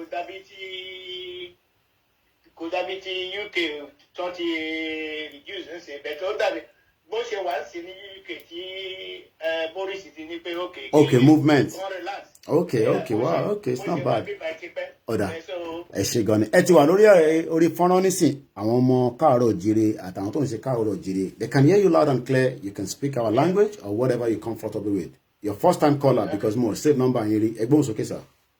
Okay nǹkan tí mo sọ ni pé ẹ mọ nǹkan tó ṣẹlẹ̀ nílùú wa ní Nàìjíríà yẹn ni pé ọmọ Biafra ni mí o. Ẹ̀gbọ́n sókè, it's fine. Go ahead. Go ahead. Ọmọ Biafra ni mí gangan. Okay. Àbá Yorùbá mo ṣe Yorùbá school nígbà tí mo wà school. Wow. Mo lè kọ́ mo lè kà. Amazing. Mo lè sọ so mo take it as a language. Yeah, nígbà tí mo wà ní secondary school. Can you reason kíkọ béèrè kíkọ to go a little bit? Can you reason that she take it as a language? Ṣé nǹkan tó force yín ni àbẹ́ kan feel willingly láti kọ́ ńgbà yẹn? Bó ṣe wà àwọn nígbà yẹn ni pé wọ́n force mi tó pé French wà Igbo wà náà àbá nǹkan tó ṣẹlẹ̀ ni pé àwọn mo kàn like ẹ̀ ni. Okay.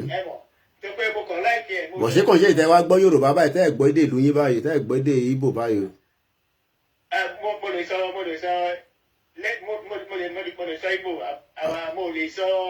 mo lè ka language mo lè ka numbers ní Igbo mo lè sọ Igbo dáadáa. Mo ṣe rí náà nìyẹn. Okay, ọ̀dà ẹ jẹ́ ká gbọ́ view yín lórí ọ̀rọ̀ tá à ń bá bọ̀ ẹ ṣé gan ni bàbá wa ẹgbẹ́ òsókè. Nǹkan tó ṣẹlẹ̀ ni pé bíi 70s yẹn èmi ò ní pé Nàìjíríà dáná tó pé wọ́n ní Ìgbò tó ọmọ nǹkan tó fẹ́ yé tó máa fi owó ṣe àti gbogbo ẹ̀ so nǹkan tẹ̀ wá very good nígbà yẹn between early 80s náà so from 85 yẹn nígbà tí kí lorúkọ ẹ̀ Buhari gba kíní ó ṣẹ́kù àti. ní 1983. So ó fẹ́ thank God ní pé kò work nígbà ní kíní everything bẹ̀rẹ̀ sí ń bàjẹ́ so ó ní different ideology yẹn tó gbé wá ní ike so tó fi gba ìjàpọ̀ lọ́wọ́ ẹ̀ so from that time austerity nation bẹ̀rẹ̀ tí bọ̀bọ̀ ti ní pé from nowhere ó kàn ní pé austerity nation so nǹkan ti bàjẹ́ ó ti bẹ̀rẹ̀ sí ń bàjẹ́ but nǹkan tí mo sọ ní pé bá a ṣe rí kò sí bí Nàìjíríà ṣe lè ó ti bàjẹ́ and then ìbàjẹ́ yẹn ni pé kò ń ṣe tó pé ìbàjẹ́ yẹn ni pé religion yẹn tí wọ́n ní pé àwọn fẹ́ force fún àwọn wọ́n fẹ́ gba Nàìjíríà ní pé Nàìjíríà di tiwọn ibẹ̀ ni problem yẹn ṣe wà so kò ṣe ní pé ká ní pé torí economy àbí torí ìgbésọ géèmù wọn ni pé the most thing ni pé kán lè gba east yẹn kán lè fi owó epo yẹn kán dẹ̀ fi kán fẹ́ capture gbogbo other African countries. So àwọn ò lè fi anything nílẹ̀ ikú lórí tí tó lè ṣe kiri ni pé except that bá ṣe riot that bloody riot irú tí ìta ṣe nígbà tí kí lórúkọ nígbà tí tollgate irú yẹn so ká ṣe tó máa bá bí ó máa dàbí tí ogun náà ni so ó máa dàbí tí ogun bẹ̀ kò lè dàbí ogun tó tàbí bẹ̀ tó máa dàbí tí ogun tí gbogbo ìjọba máa jáde wọ́n bẹ̀ máa destroy ìkẹ́ kò sí way tá lè ṣe ká lè píà Nàìjíríà mọ́ tó gbé àwọn bíbá yìí kò sẹ́ni bọ́ọ̀lù tó ń lè fún ìjọba do you what tó gbé wọn ti commit a lot. Okay, now tẹ́ sọ pé kò sẹ́ni kankan tó lè fún ìjọba ǹjẹ́ ó lè lọ sí kù bọ́rọ̀ ṣe ń lọ yìí láti fi tidy up gbogbo mess táwọn náà ti ṣe kí kù dẹ̀ wọlé kí wọ́n ní transition 2 years àwọn adájọba padà sí democracy àti democratic mo rí bẹ́ẹ̀ ìyàwó Tómilọ́lá Agnes ẹ káàbọ̀ mo kí láti Afghanistan èyí tẹ́ ń wò wá lọ́hùn ẹgbọ́n sókè bàbá wa. so nǹkan tí mo sọ ti kú yẹn kì í má kúrọ àwọn fẹ́ ṣe kú fúnra wọn. Okay. I get intelligence ni pé àwọn fẹ́ ṣe kú. Ẹ̀yin ti get intelligent àbí kí ni mo gbọ́ yìí. àwa get intelligence bí báyìí pé èmi ṣiṣẹ́ fún Biafra. Okay. gan. Okay. ti gan ni kò ń ṣe ti kékeré. Wow. Ẹ wà involved fully gan. Totally kò ń ṣe ti kíní èmi ò lè lọ sí Nàìjíríà kò ṣe rí sí. Wow. Kò ṣe wà náà ni. Wow. So àwa ti get intelligence ni pé wọ́n kárẹ̀ kú wọ́n dẹ̀ di plan yẹn. So àwa á ṣe nǹkan àwa expose yẹn gan expose yẹn tá à ń sọ àwa ń bẹ̀rẹ̀ sí sọ fún àwọn ìfẹ́ tí ń sọ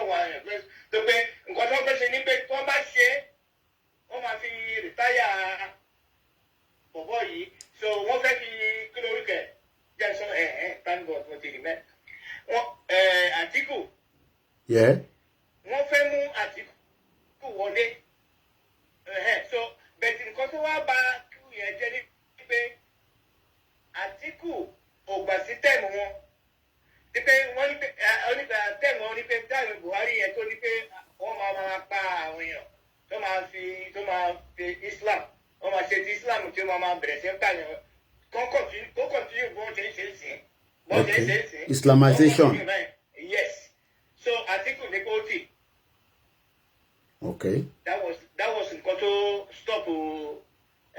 Because mo mọ̀ pé kó tó di pé bọ̀bọ́ yẹn kú ìyẹn Abba Kaira bí kí tó ń jẹ́ yẹn ẹ mọ̀ pé yẹn kan kúnú wọn ètò máa ń dé fìlà rẹ̀ yẹn bá èṣù gidi ní bọ̀bọ́ yẹn. Èṣù ní èṣù gidi èṣù àgbáyé ní bọ̀bọ́ yẹn ó dẹ̀ wà highly intelligent gan. Àwọn èèyàn mọ̀ pé bọ̀bọ́ yẹn ó wà highly intelligent bó ṣe máa ń ṣe bí pọ́npọ́n bí ọ̀dẹ̀ yẹn. Yes, ó kàwé gbogbo ìwé ẹ̀rí ó ṣe ní Nàìjíríà ló kàwé. Okay. Abroad ló kàwé, UK náà ló kàwé. Gbogbo náà UK náà ni gbogbo náà máa ti ń kàwé yẹn. Òun kàwé gan kò ṣe ti kékeré ó kàwé dáadáa. Èmi ò dẹ̀ wá gbọ́ gbogbo feed láti ọ̀dọ̀ àwọn ọ̀dọ́ I listen to Simon Ekpa but mo really feed it from ọ̀dọ̀ yín pé there's a coup coming but there's just something instinct tó kàn sọ fún mi lẹ́nu ọjọ́ mẹ́ta pé I've just been looking at it there might be a coup coming into that country. Yeah, there's a coup but coup yẹn tí wọ́n fẹ́ ṣe make two things ló ṣẹlẹ̀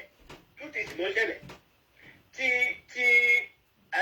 Àtíkù ní pé wọ́n ń gbà ìwárí nígbà kan báyìí tó ń bẹ̀rẹ̀ sí ń kàpé Àtíkù bá sì ń sọ̀rọ̀ Àtíkù gangan ńgbà yẹn Àtíkù àwọn àti Àtíkù yìí negotiate so nǹkan tó fẹ́ ṣe ni pé wọ́n máa ní pé tó bá dé certain time wọ́n máa ní pé nítorí court case between. mo gbọ́ yẹn pé ìyẹn máa wáyé ní February wọ́n máa fi yẹn gbé Àtíkù padà wọlé. Yes, but ìyẹn kò wá ṣiṣẹ́ tó pé Àtíkù gbà pẹ̀lú tẹ̀mù wọn. Terms and conditions. Yes. So bí yẹn ṣe bàjẹ́ so àwọn ro Tíkù.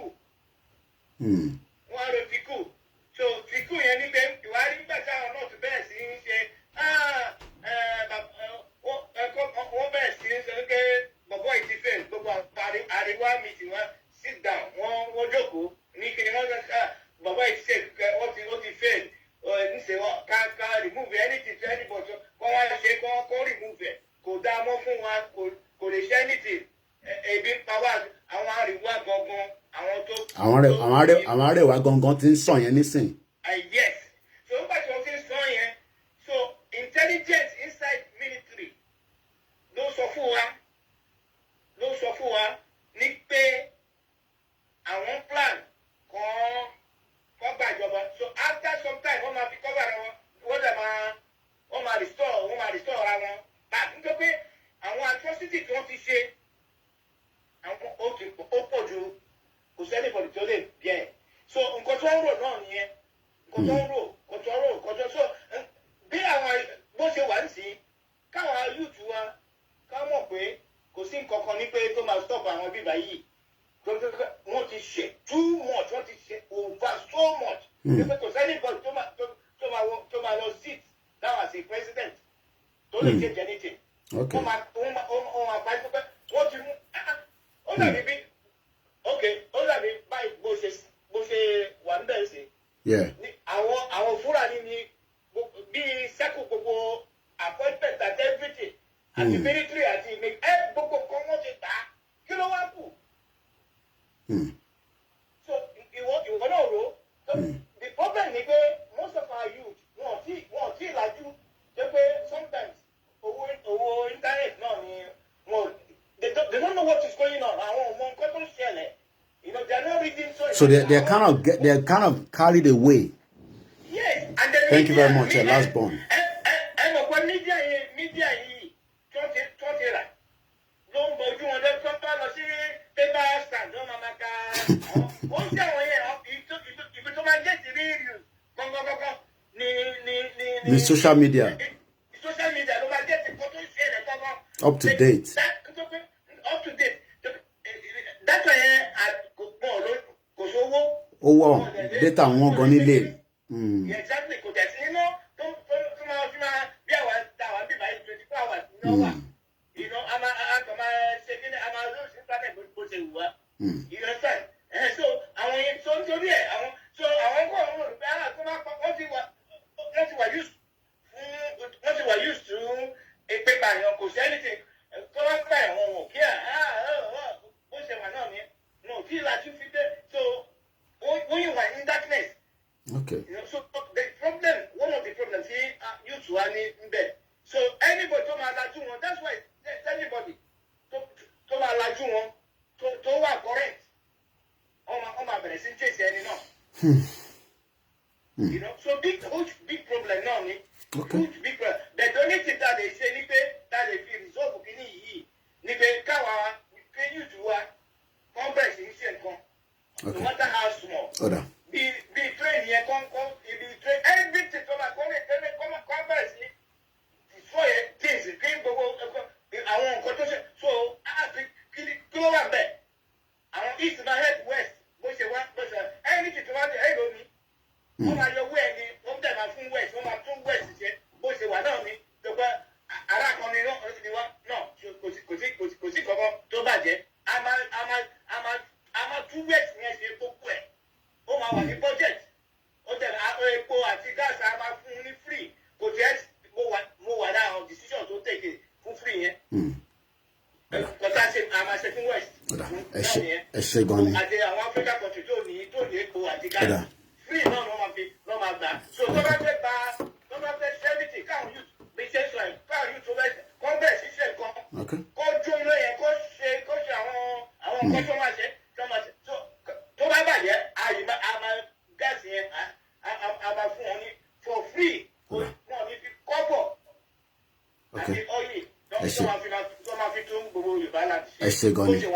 Thank you very much. Yeah. My save number and we keep in touch as well. Is Switzerland there. Have a very good morning from that side. Okay. Nigeria, Lansore, if you're just joining us, somebody's asking what is the update. The update is about the continuity of that country called Nigeria. How long do you think Nigeria will be able to survive the way things are now? Roughly, 10 years, 20 years, 1 year, another 60 years. Nigeria is very fragile. Extremely fragile. The former American ambassador said they should declare Nigeria a failed state. Our loaded. He's a loaded man, a Biafra man. But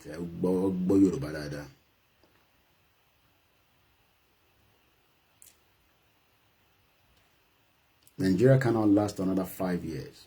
Okay. I'm just asking. Because we're all in this together. So fragile. It's coming up to 12 minutes past 1 midnight. It's called the late night. We're not using the software, we're just using the mobile phone and interacting. Let me ask this question. January, we are now. 6 months, Igboho is there. How long do you think we can wait as Benin refuse to let him go? Because what they're doing is they're testing our patience. How long do you think Chief Sunday Igboho will continue to be held in Benin Republic and the Yorubas will keep quiet? Or maybe we do something or we don't do anything. Another 1 month, 2 months, 3 weeks.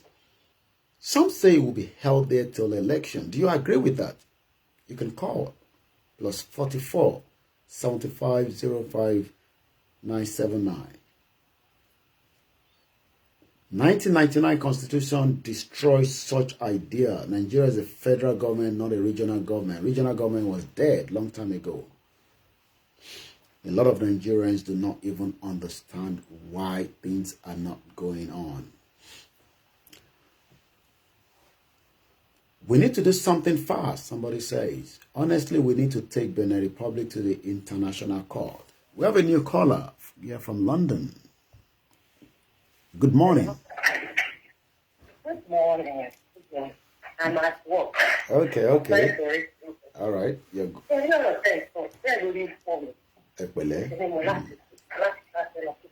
Can imagine. I'm fine.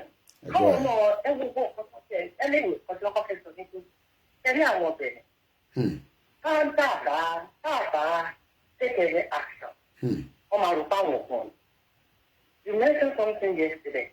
Wípé ó dìgbà tí gbogbo wa bá lò síbẹ̀. A lọ jẹ́wọ́ ọmọ kan fún un. Because gbogbo program kan is really drunk or something like that. Ó máa ń ṣe bí comedy. Ó ní àwọn Nàìjíríà, ó ní àwọn Yorùbá. A máa ń ṣe bí ẹ̀sìn. A máa bú ramúramù. Tó bá yá, a máa dàbí gbogbo wọn bá rẹ̀. Àlẹ́ take action. Because tó ń lò against one thing. Wọ́n ti gbà tó bá rí action. Wọ́n bá rí action. Wọ́n máa rò pé bóyá it's normal sense. Bí a máa pariwo. A máa dákẹ́. Nǹkan tó ń fi wá pè lórí bàbá wa Sunday Igboho. Ṣé wá sáwọn tó wà lẹ́yìn Nàìjíríà? Mo fẹ́ fi ọkọ mi ṣẹ̀sán bọ̀. Ṣé màá ṣe bá káàdì pé wọ́n níná? Ẹ̀sìn bá tẹ̀sán pé ṣe níná wà ní ẹ̀kí mi kẹ̀sì. Ìbá lọ kẹ̀sì. You need to do something. Ó ní ìgbà tí ò sí. Ó dà tó ń bá fẹ́ ṣe nǹkan kí ni kò ń ṣe.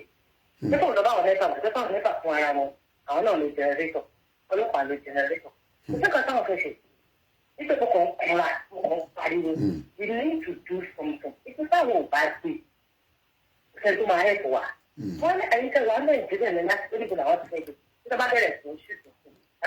That's always the point. But we need to do something. Ẹ tó bá lọ ní ilé kú, kò lè jogún kò lè ṣe fún ilé kan bàdẹ́. We need to do something. Come on, let's go. We need to fire up. Because that fire up, people are the family. And we what are the culture was the party as well as the because they really soft salad. We sit back for them. We sit back for them. And that's the charge. Everyone else has the charge. Not a back. Not a people have how many days. Not a surprise. Yeah. And we try to do the same thing. But this one, we have to hold it. Okay. Because we can't continue funding our money for me. And for me, if you're not allowed to do anything, but you are letting to that's the modify it and go on for 2 days. And what I do, you got starting suffer, you say that. You understand? I want to watch TV. If I watch TV, no, watch it. Well, it's a rollover name.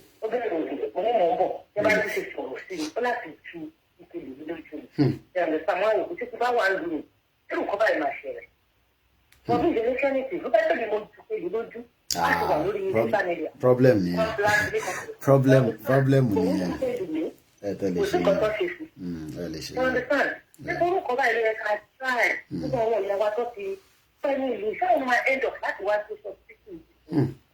and we are thinking these hospitals they are doing about our local Benin. About the hospital is great. What does Israel go to market? See what is our former and until we fight for our rights. So our Nigeria, our digital bank we make and I decide about but what our local we consider our Washington àwọn tí ayé wọn ti ní pọ̀mọ̀ báyé àwọn tí wọ́n understand. So bí bàbá ní ìdí fáwọn generation tó kọ́ mi wọ́n kọ́ a máa end up láti bí àwọn next generation àti ìjọ ọ̀nà kẹfẹ́ ìyẹn kọ́ ló máa ṣe. That's why I always stay on I always enjoy your program of thank you. I appreciate it.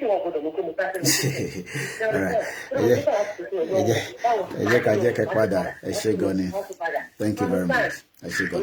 Ami,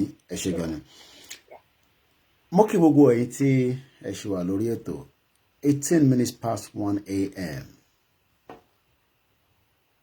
D-Law Muriembe lórí Instagram. I greet everybody. And those of you on the Twitter, I think about 3 people listening on Twitter. Thank you very much, Kelechi. Sunday, Afolabi, thank you. The line is still open. Okay. Hey, you delete the number. You know, I'm going to delete it.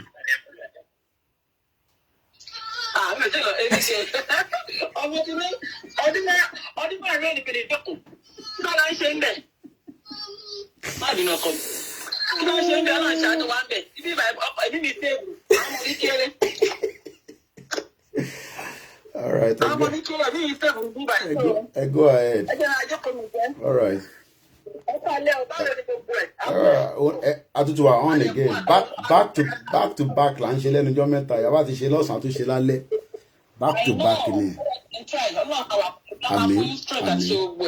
Amen. Go ahead. Yeah.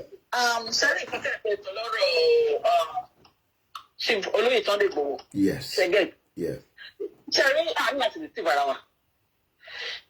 any action is not taken, I'm telling you, the man is going to stay there till 2023. Wow. I'm telling you. And that is 100% fact. Shall we manage your government near Johnson?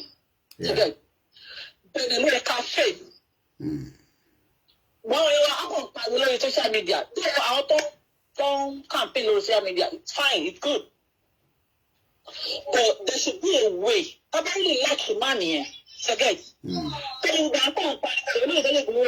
going back in your nation. So guys, if we really love that man, the way we always say, the way we always call his name, we need to do something. Okay. I'm telling you, the man is going to stay there till 2023. When they compared to last year, that's the more I'm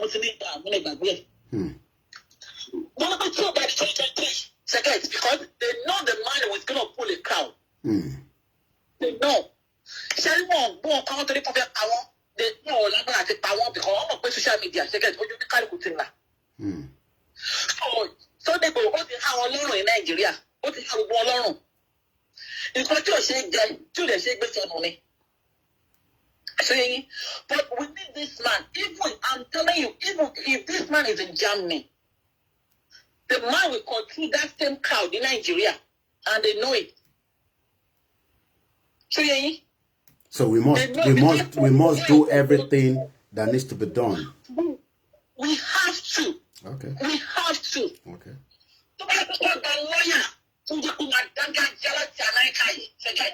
Okay.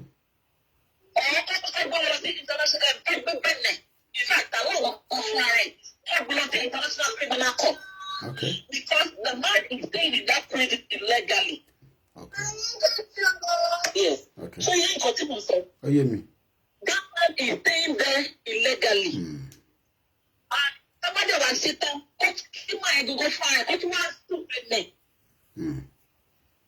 Again. Because they know you are busy. So you okay.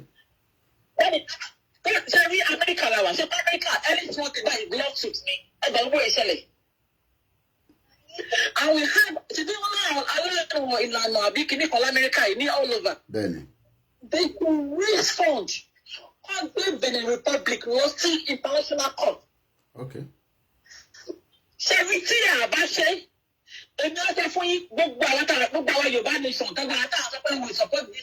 We are all wicked. Okay. Because all of us, our family, this one is not there with his family. I always follow your show very well. So that, moment. but Yeah. we are back.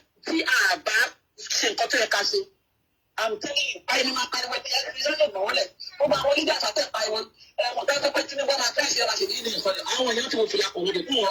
Okay. All right. We need to take a drastic action. As in action. Anybody, everybody, yeah. £5. Okay. €5. I'm telling you. Okay. I'm a dialogue. All right. We have life. And after that, man, they didn't they don't even have to wait. What did I look by? With no office. Okay. And that's why I caught the law. No. I thought the law is bad name. The actual court the law, actually the economy law. And we are just here shouting. Okay. I'm telling you, no. Well, I mean, that's the reason why we're asking the questions. I'm going to start winding down now because, as we all know, it's quite late. We've done a lot already, just over 2 hours, so that I can allow our America, I won't mind, if we can go on and on. They're just coming into the evening. I want those of us in the UK to go and relax. Tomorrow is another day. It will be back to back. I do sleep during the day, and I'll be back again tomorrow afternoon. I've said mine, and I'll continue to say it. Entebamo Benin president, as often we should release Chief Sunday Igboho. We're not going to say everything on the air, you know, as I'm sure we will be Yawa at the intent follower understand. But things might not be the same. When? I can't tell you. But all I can say is, they're getting very, very angry. And it might get to the stage that things might not be the same. Tabayawa Bene, we will not be able to control all those that will be going in there. So we're still asking Benin Republic, and not people that are watching that might have the network. You'll be surprised, somebody watching that has a direct access that can pick up a phone and say, you know what, you know, I mean, people have, I mean, other been down to lake, but me not in the bound party, me, no, see, they get there, they say, you know, just joking. People that can pick up a phone and speak to this man and say, you know what, just let him go. And we get a private jet to take him out of there to wherever we want him to be. But keeping him there without any court case, 6 months. About the next one, at the 7 months. To about to do another at the 8, 9, 10. Igboho won't be there between now and a year from now, which is 6 months. Adding another 6 months will be 1 year. I won't say anything here because you know where I stand. Because if I say anything here, it goes straight into the papers tomorrow morning. That's why I'm very, very careful with my words, especially when it took me some time, even before I started talking about Igboho on this program, since he was arrested. Because I know whatever I say will go into the papers across the globe, especially in that contraction. But he has always said to me that Yoruba nation is not going back. In as much as I've asked him so many times, even while I was in there, that let's move some of these vehicles. Let's, you know, we leave Nigeria. He said to me now, Ọlọ́run ló lẹ́mìí òun.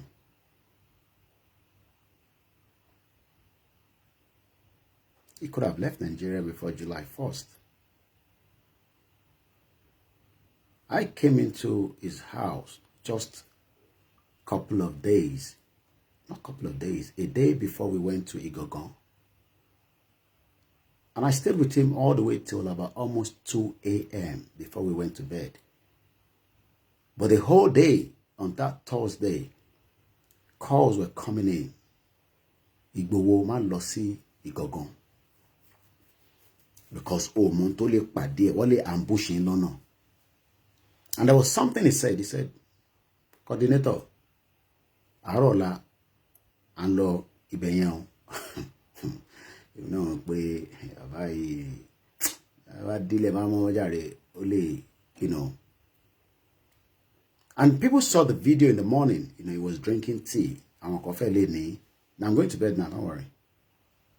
Even when I stop this broadcast, I'll still do 1 or 2 things, probably maybe 2 o'clock before I go to bed. But we're going to bed now, don't worry. But what the point I want us to understand is, just like the last caller, this man cares a lot. He has no reason to join Yoruba Nation if he doesn't want to. Very comfortable. But he always say, Ọlọ́run ló ní ẹ̀mí òun. So people should not think that when people say about the money Benin Republic, anything 500 soldiers kò lè dá dúró ní Nigeria.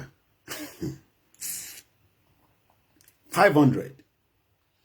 Ṣẹ̀rá àwọn tó wá sílé ó yàtọ̀ sáwọn tó wà ní orí Ìbàdàn expressway ní Guru Maraji area yẹn or block títì yẹn. We have the videos. Àwọn tó wọlé tó wà ní surroundings. The whole total of people that came that wanted to assassinate Igboho were about 500. They couldn't get hold of him. They couldn't pin him down.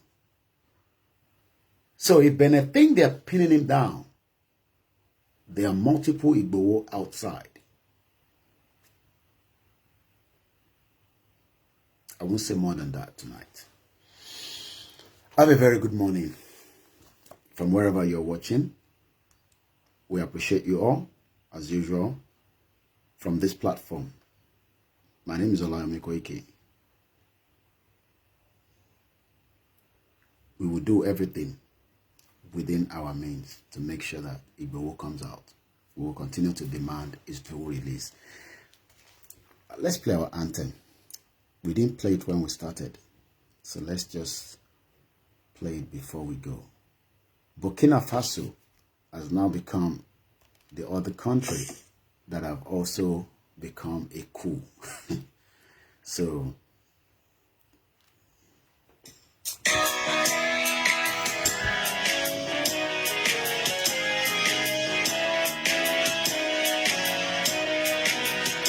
iṣẹ́ wa fúnlẹ̀ wa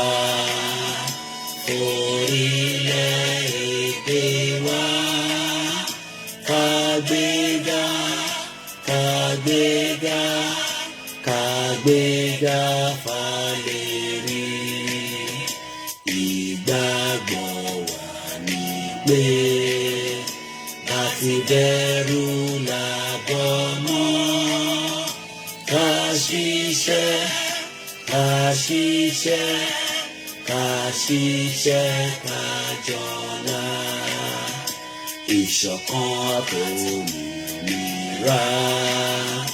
ní kẹjẹ́ ká máa lépa tẹ̀síwájú ọ̀pọ̀ ire àtòhun tó dára ọmọ Oòduà dìde bọ́ sípò ẹ̀tọ́ rẹ ìwọ ni ìmọ́lẹ̀ ògo adúláwọ̀.